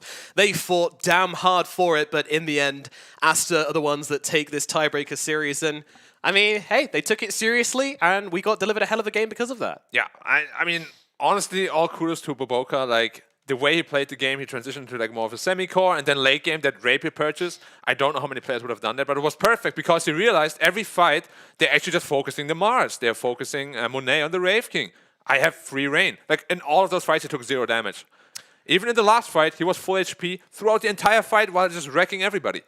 I love how we have this consistent problem through the entire game, and all these different things which come up instead, you know, like all these little intricacies we're talking about, the arenas, using a life as a resource, all these small intricacies, but in the end it all comes down to one thing. Just didn't have the stuns for the Weaver, and the Weaver's just like, well, I'll buy a Rapier. What can they do? They don't have the resources to chase me around the fights. Yeah, not even just not the stunts, but I think they weren't even aware like how much damage he's dealing. Like, it's like a post for a Weaver. They're probably going to check the endgame screen. Oh, you bought a Rapier, I didn't even know. Like, because we're all focused on getting the Rapier off the Wraith King, you know? Yeah. And then it's very easy to lose track of like all the other targets, you know? Even the Viper, like we spoke about it, very useless in the mid-game team fights because he had a very bad early game. But in the late game, he has MKB, he has Shivas, he has a Shard, like so much minus armor, so much slow, and magic damage reduction. Everything just, late game was just way better for RNG. Like Terrorblade was a big beast, but ultimately he can't do it alone.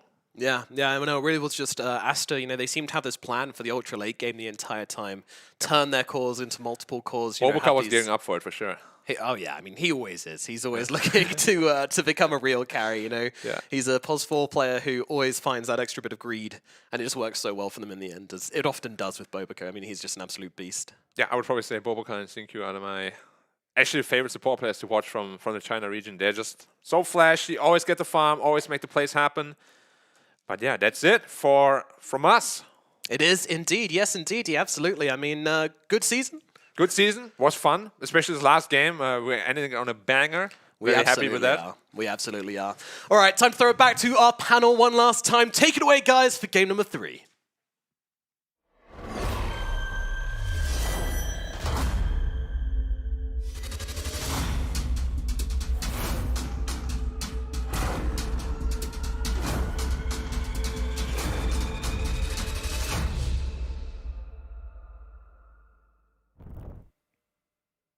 Thank you very much, Nomad and Black, for that fantastic Game 3, final game of the season cast. A long one, back and forth between Aster and RNG, and eventually Aster come out on top. They get a little bit of revenge, in a way. I don't know how sweet it is at this moment, but they'll play each other again in No. They 40-something days. it's not a long time before they play each other again. I'm probably gonna scrim in the meanwhile as well. Maybe not each other because the game is quite important. But man, what an end to the season! What an end to the series, and what an end to the season! Cherry on top, like exactly what we needed from this best of 3. I'm so happy that we got the game 3. Yeah, it was a really fun game 3. It was just back and forth the entire time, and then all of a sudden it's, you think it's supposed to be the carries to do all the work, and it ends up being Weaver and Viper. I feel like the position 4s are stealing a lot of the time, like taking the spotlights of their cores. Stealing the spotlight completely. First, it was a different task in a different game. Yeah. This time around, it's the Weaver with the Rapier that his comes item build online. was so sick. He just became a really good core, and there was like a lot of fights in the mid game, or like kind of a little bit after the mid game, where he's just picking off these supports on the backside, like Silencer Tusk just had like no ability to participate because there's just this Weaver locking them down with like a Gleipnir and doing a ton of damage. I have to say though, in this game, Oh boy, lay it on thick. I don't know what RNG was doing really throughout the game. Like for a really long time, it felt like they had complete control of the game, but they were just unwilling to play together. Like TB would be on one side of, like, look at this fight. Look where TB is. Minimap, bottom lane. At the same time, RNG is taking a fight here. And yeah, you could argue in some positions your carry should be AFK farming, but they were long in control and had everything that they needed to take good engagements. For some reason they didn't. If you guys remember the Roche fight as well, in which TB just runs straight in with a Timber, fights 2 versus 4. And so this is exactly after this fight. Somnus just blinks in and dies. Yeah. No armor items. They get 2 more pickoffs here, like shortly after, right? Yeah, they get the Silencer and Tusk both died. Timbersaw gets out, and then they go back in. And then they try go back defend in. Roche, yeah. And it's just, yeah, it's Questionable. very questionable. It just wasn't very well communicated. And then they had similar stuff like this happening after this too. Like, this wasn't like an isolated incident. This happened multiple times this game. Oh, for sure. And the game was riddled with these moves. Dude, XXS on this Mars, his Bulwark is probably game winning. Like, unironically, Bulwark did some heavy lifting this game. It did so much damage absorption. No, when you're playing versus TB, it mostly does, Yeah. right? Like, it usually does against him. This was a nice fight by RNG. This was like one of the fights where I was like, okay, they're pulling it back together. Like they should be stronger right now, despite a pretty solid gold advantage on Aster. And in this fight, you really feel it. And then they just proceed to make another questionable play bottom shortly after. Well, I feel that they're extremely skilled. Like, that's not what I feel. That's fact. That's a fact, Yeah. right? The laning stage did prove that, but after the laning stage, they really struggled to connect together at times, and they struggled to capitalize on the advantages that they had at times as well. Like, the only way Aster wins, and that's like 1% chance, is if it goes this late and everyone becomes the core, right? And TB suddenly, yeah, I'm strong, but I'm not as strong as a Weaver with a Rapier, Wraith King with a Rapier, Viper that's already 6-slotted Viper. 6-slotted, yeah. I mean, I really can't wait to see the graphics after these to see the damage charts from all these heroes, because I have a very strong feeling Viper is towards the top. Like, in all these fights, they're just stuck in Nether Toxin the whole time. He just got his revenge in the end. Yeah, like he was getting ran out the whole early game. Like, we were talking about this. Like, it's like the worst scenario when you're playing a Viper. You're like, I'm so excited, it's gonna be a good game, and then like 4 heroes run at you for 20 minutes. And that happened to him like 5 times in a row. They were just like, all right, well, we're going to kill Ori, make sure we shut down his game, and it still gets the It was really inevitable. You either feed like that as Tusk is rotating at you all the time, or you're standing so far back that you're giving Queen of Pain complete free farm and you're not really trading at that lane at all. So he had to be doing what he was doing, and he was punished for it, but it's something that I believe they did expect. Maybe they didn't expect it to the extent that made Ori pretty much a non-impact hero for 10 minutes or so, but once he did get his items later on, it was on point. Yes, 60 minutes into the game, it felt like all RNG had was the TB and somewhat the Queen of Pain. Everybody else felt like paper. Even Chalice on the Timber, the Wraith King was almost one-shotting him. Yeah, Timber's not a late game hero. Like, not this late game hero. Like, Timber is one of these heroes that plays off momentum, gets like a couple big items in the mid game, and then just bursts down heroes, takes objectives. When you get to the 55, 60 minute mark, that hero is not nearly as useful as he was before. Yeah, it was, even with like going damage items like Aghanim Scepter, Shiva's, like you can even go like a bunch of different other stuff. Like, but it doesn't really matter. Like this at this point, it just falls off super hard. Yeah, and it never really worked out for RNG. But right now we've got ourselves an interview with Siamese Cat of Aster. So we're gonna say hello to Siamese Cat and how you doing after this victory? It might feel like some quick revenge, right? 你现在感觉怎么样？尤其是拿下了这场比赛的胜利，有没有觉得是复仇成功了？有一点吧，报了昨天输他们一箭之仇。其实昨天输了之后，今天就准备了很多来打他们，但打到结果在我们的预料之中。A little bit, of course, because we had a lot of preparation going on after we lost the series yesterday, and winning this series is the result we expected.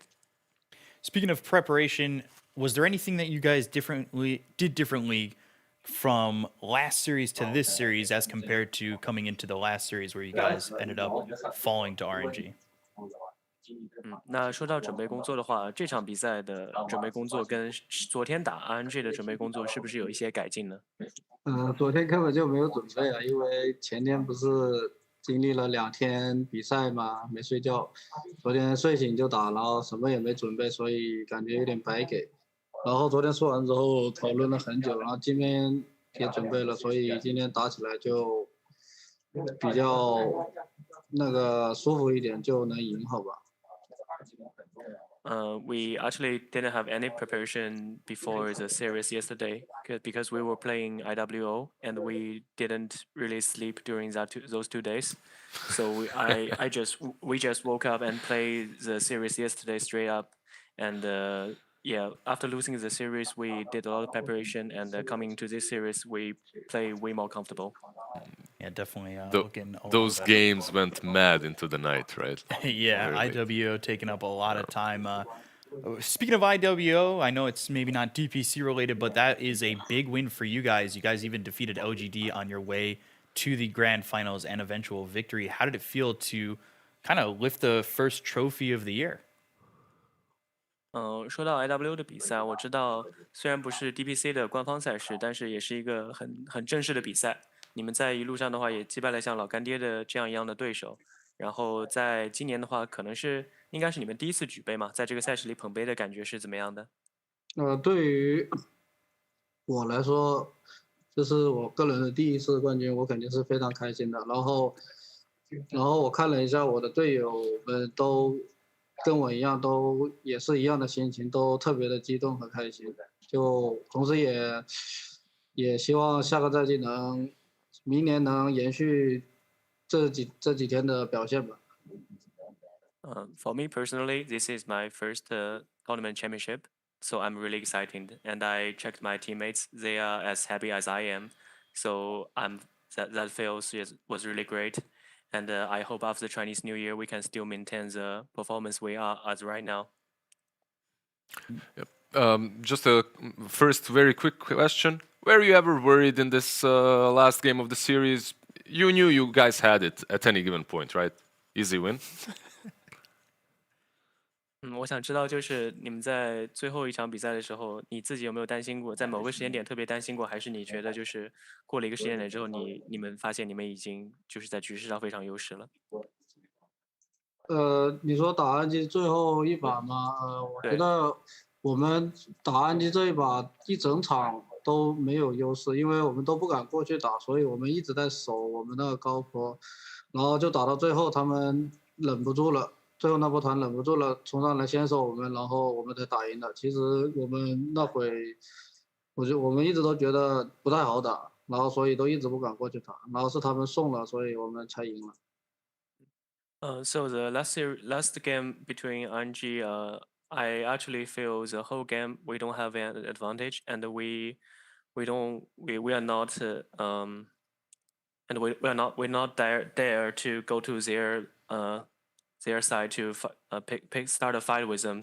All we do is just try to defend and hold our high ground, play around the vision. And I think the last team fight, they initiated the fight and they made some mistake. They threw the game to us. Yeah. We could notice Yeah. a little bit in the game. And just one more question. It's related to the whole season and your team. How do you feel about the season? How do you feel about the performance of your team? Is there something that you guys would have liked to have done better, or is it all in a good place at the moment? 现在再回顾一下这整个赛季的话，你对自己包括整个队伍的表现有什么感想吗？然后你有没有觉得就是自己还能再改进的地方，还是你觉得对这次的成绩比较满意？我觉得对于我个人来说，我肯定对这次一个 IWO 的冠军，还有 DPC 的第2的这个成绩肯定是满意的。然后，但肯定不止于此，好吧？然后，因为我的队友都还在国外没回来，等明年他们回来了，我们集合了，肯定要往更高的一层走，好吧？这是一定要的，不能就现在取得了成绩还行，就明年停步了。For me personally, I'm satisfied with the IW champion and second place at DPC. And also, we still have 3 players haven't joined us in the bootcamp right now. But I think we must move forward and become better next year. After after I can join, the 3 teammates can join us, and we cannot just stay at where we are right now. Thank you. Yeah, I got a quick question for you. So obviously, there's going to be a few weeks before the playoffs. We're hearing from some teams that they're going to be taking a break. I just want to hear, what is the plan for you and the rest of Aster during this break? 我知道，就是离季后赛还有将近1个月的时间嘛。我听到很多队伍准备要放假了。我想知道 Aster 的话是一个怎么样的休假的安排呢？然后后续的计划是什么？我个人认为啊，就从我以前的经历认为，我觉得我们现在今天打完应该是放假了，好吧？然后那个季后赛不是18号打吗？我们大概应该是个10号收假，然后练1个星期，跟 RNG 再打，大概就是这样。I haven't confirmed yet, but from my experience, I think we're gonna have a break starting from today, and the playoffs start at 18th. So probably we gonna gather together at around 10th and start bootcamp and start scrim together. Nice, well deserved. Thank you. Yeah. You guys have any more questions? Oh, congrats on the first and second place. Yeah, congrats on IWO and second place in the DPC. Have a good new year, and we can't wait to see you guys in the playoffs.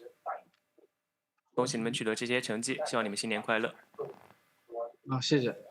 Thank you.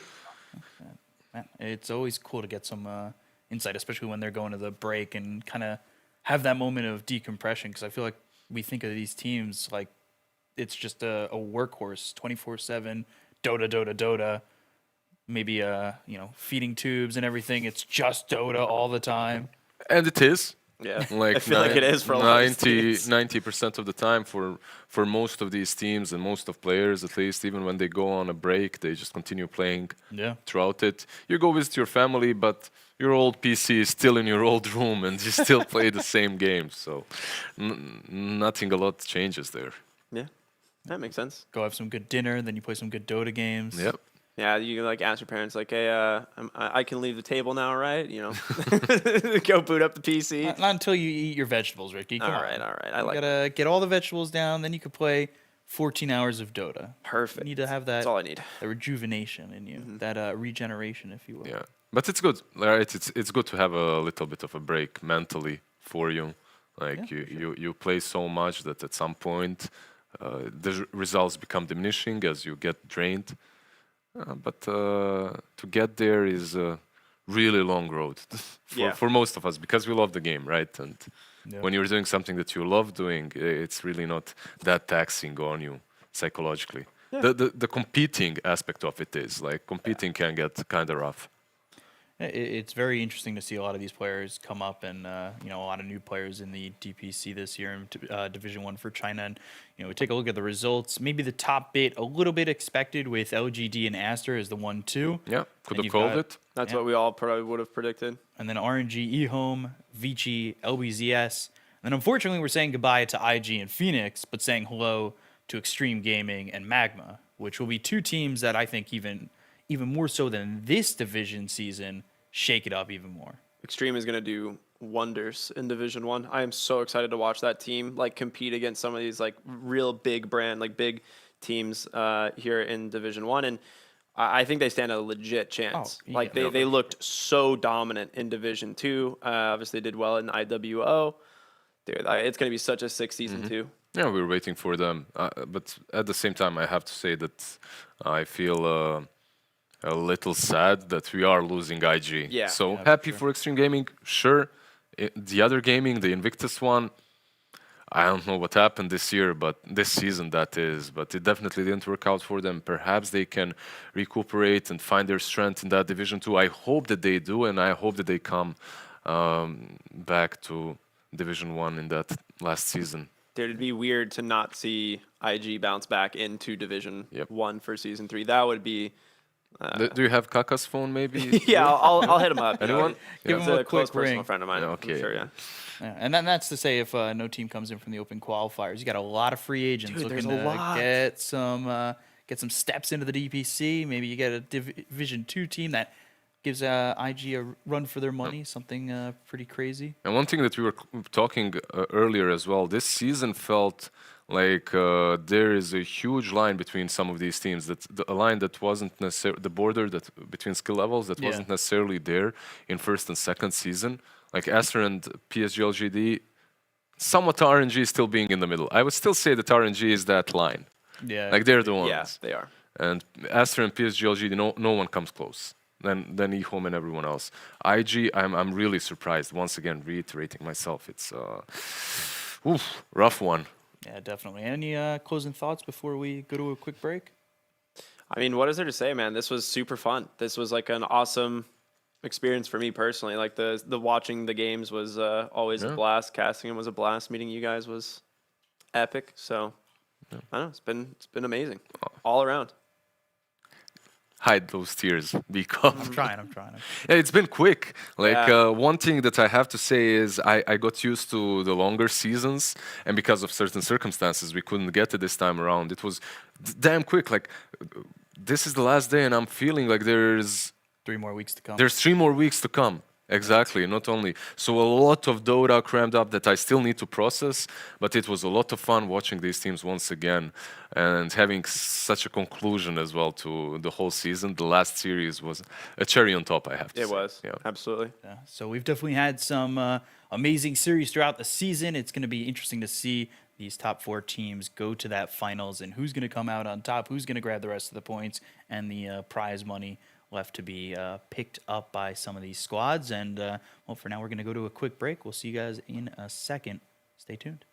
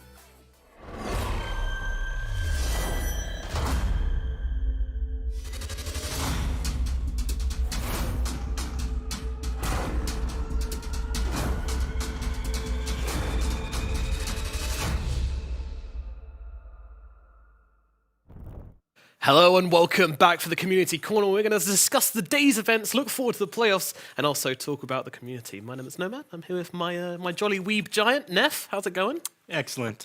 Really liking what you decided to call me. Let's just get into it, get this over with, buddy. All right, well, first things first, we now know that LGD are the champions. We know now how everyone's sitting, Aster taking the second place after that incredible series. And China community, it's kind of what they expected, but man, the stories along the way, it was quite the ride. It was. One thing that is a little bit surprising at the end of the season is Aster no longer are the giants in the region. Lizard was pointing that one out, the fact that we now see a little bit of a divide between PSG, LGD at the very top, and the next teams down being 4-3 overall in the season. So there's a pretty big gap. Hopefully over this break, teams have time to relax and then mesh out a couple of the issues that they have, because at the moment, I'm not sure how they're going to overcome PSG, LGD, and they have a playoff before long. Yeah, I mean, there was a lot of talk in the China community about how, LGD didn't shuffle any players, therefore, it's not surprising they're at the top. Meanwhile, Aster did, so they need a little bit longer, but then you can't really apply that logic, because look what happened to IG. They changed one player, but because of the player, they've completely dropped out, so... But 1 win, 6 losses in the very end, and down into Division 2 now, so regardless of what happened... It's a tricky one, but one thing we do know for sure is that when it comes to tournaments, Aster's still looking strong in the China region, as they were able to take the victory over Extreme Gaming at the IWO, and there were a few comments about that. A lot of people saying that more about the player details, actually. Apparently, Ori watched No Tail and Fly's handshake 50 times the night before the final. I think there's some... You remember that one? That's where they bumped into each other afterwards. I remember it. Yeah. Who could forget? Who could forget? I think that might be a joke there from the from a Chinese commenter there. But apparently there's some people are either manufacturing a rivalry between Ori and DY, I think. That wasn't the only thing that happened, though. Towards the end, apparently, when the players asked if he could just go home and sleep, but they had to go to the victory dinner instead. And oh yeah, PQ. Yeah, that one is interesting, because it was one of the questions I asked VG, whether or not they were helped or hurt by the fact that before their match, they got to watch some of these other teams, or the other teams watched them play in this IWO Open. And in that interview just now with Siamese Cat, we had him say, yes, we didn't have a ton of time to prepare for the match against RNG, the one that we played yesterday, but today we had plenty of time to prepare because they were playing in that other tournament. So sometimes more matches can help you, sometimes it can hurt you. It sounds like each team has a different approach of doing things, and in the case of Aster, they definitely need a little bit more time to prepare, and they perform better when they do. Yeah, but considering the 150 grand prize pool, that was the first place prize for that tournament. They went, we can lose, we can sleep after we lose, get a chance to play lose against a DPC series, win 150k. I think that's a trade that they're probably going to make. So of course, congratulations for Aster for that win, and their win today as well, proving that they're back in form. And of course, with all that out of the way, it means we can now look ahead to the playoffs, which is where these DPC regions will all come to a head. Now, in case you didn't know, there is no major, unfortunately. It couldn't get organized in time due to various travel restrictions. However, what we do have instead is a regional playoff for every single region with an 100k prize pool. Except for $600,000, even more than we would have in total at the major, which is nice. Have they decided how the bracket is going to look for that one yet? They have indeed. They actually decided yesterday, because this match didn't even mean anything for seeding, because it was second versus third, right? That's the price they were deciding. So due to seeding, they'll play each other anyway. So the first round we're going to have is Run PSG. it back again as soon as vacation's over. Exactly. So the past 3 competitive matches in a row, Aster has played against RNG. So keep it going, I guess. So we'll have LGD versus eHome and Aster versus RNG, and that will be a double elimination bracket playoff. And that will, of course, start on the 18th of February, which is very exciting indeed. That's a little bit disappointing. We have to wait a pretty long time before we see more in Chinese Dota, but it gives them a chance to, again, have a break, because they had this super condensed season. I'm sure they needed it after doing that, IWO, and then having to go into this immediately afterwards. Yep, and of course it is Chinese New Year as well very shortly, so the players will be taking a break, spending some time with their friends and family, unwinding, and just enjoying themselves before they get back into the competitive season. And of course that inevitable run-up towards TI, which basically starts now. So that's going to just about do it for the China region. Anything else to add before we close things up? No. I guess I was never on at the end of the game. I had a wonderful season. You were a great host despite being British, Nomad. It was an absolute pleasure working with you and everybody else here in the studio. And I was told Canadians were supposed to be polite. Well, thank you very much anyway, Neff, and of course, all the fellow talent we were working with. Thank you to the production studio here, and of course, Perfect World as well for putting this all together. Everyone did a phenomenal job, and of course, the teams as well for all taking part and putting on an amazing show. We will be back on the 18th of February to take you through the regional playoffs, but from today and for this DPC season, it's goodbye from us.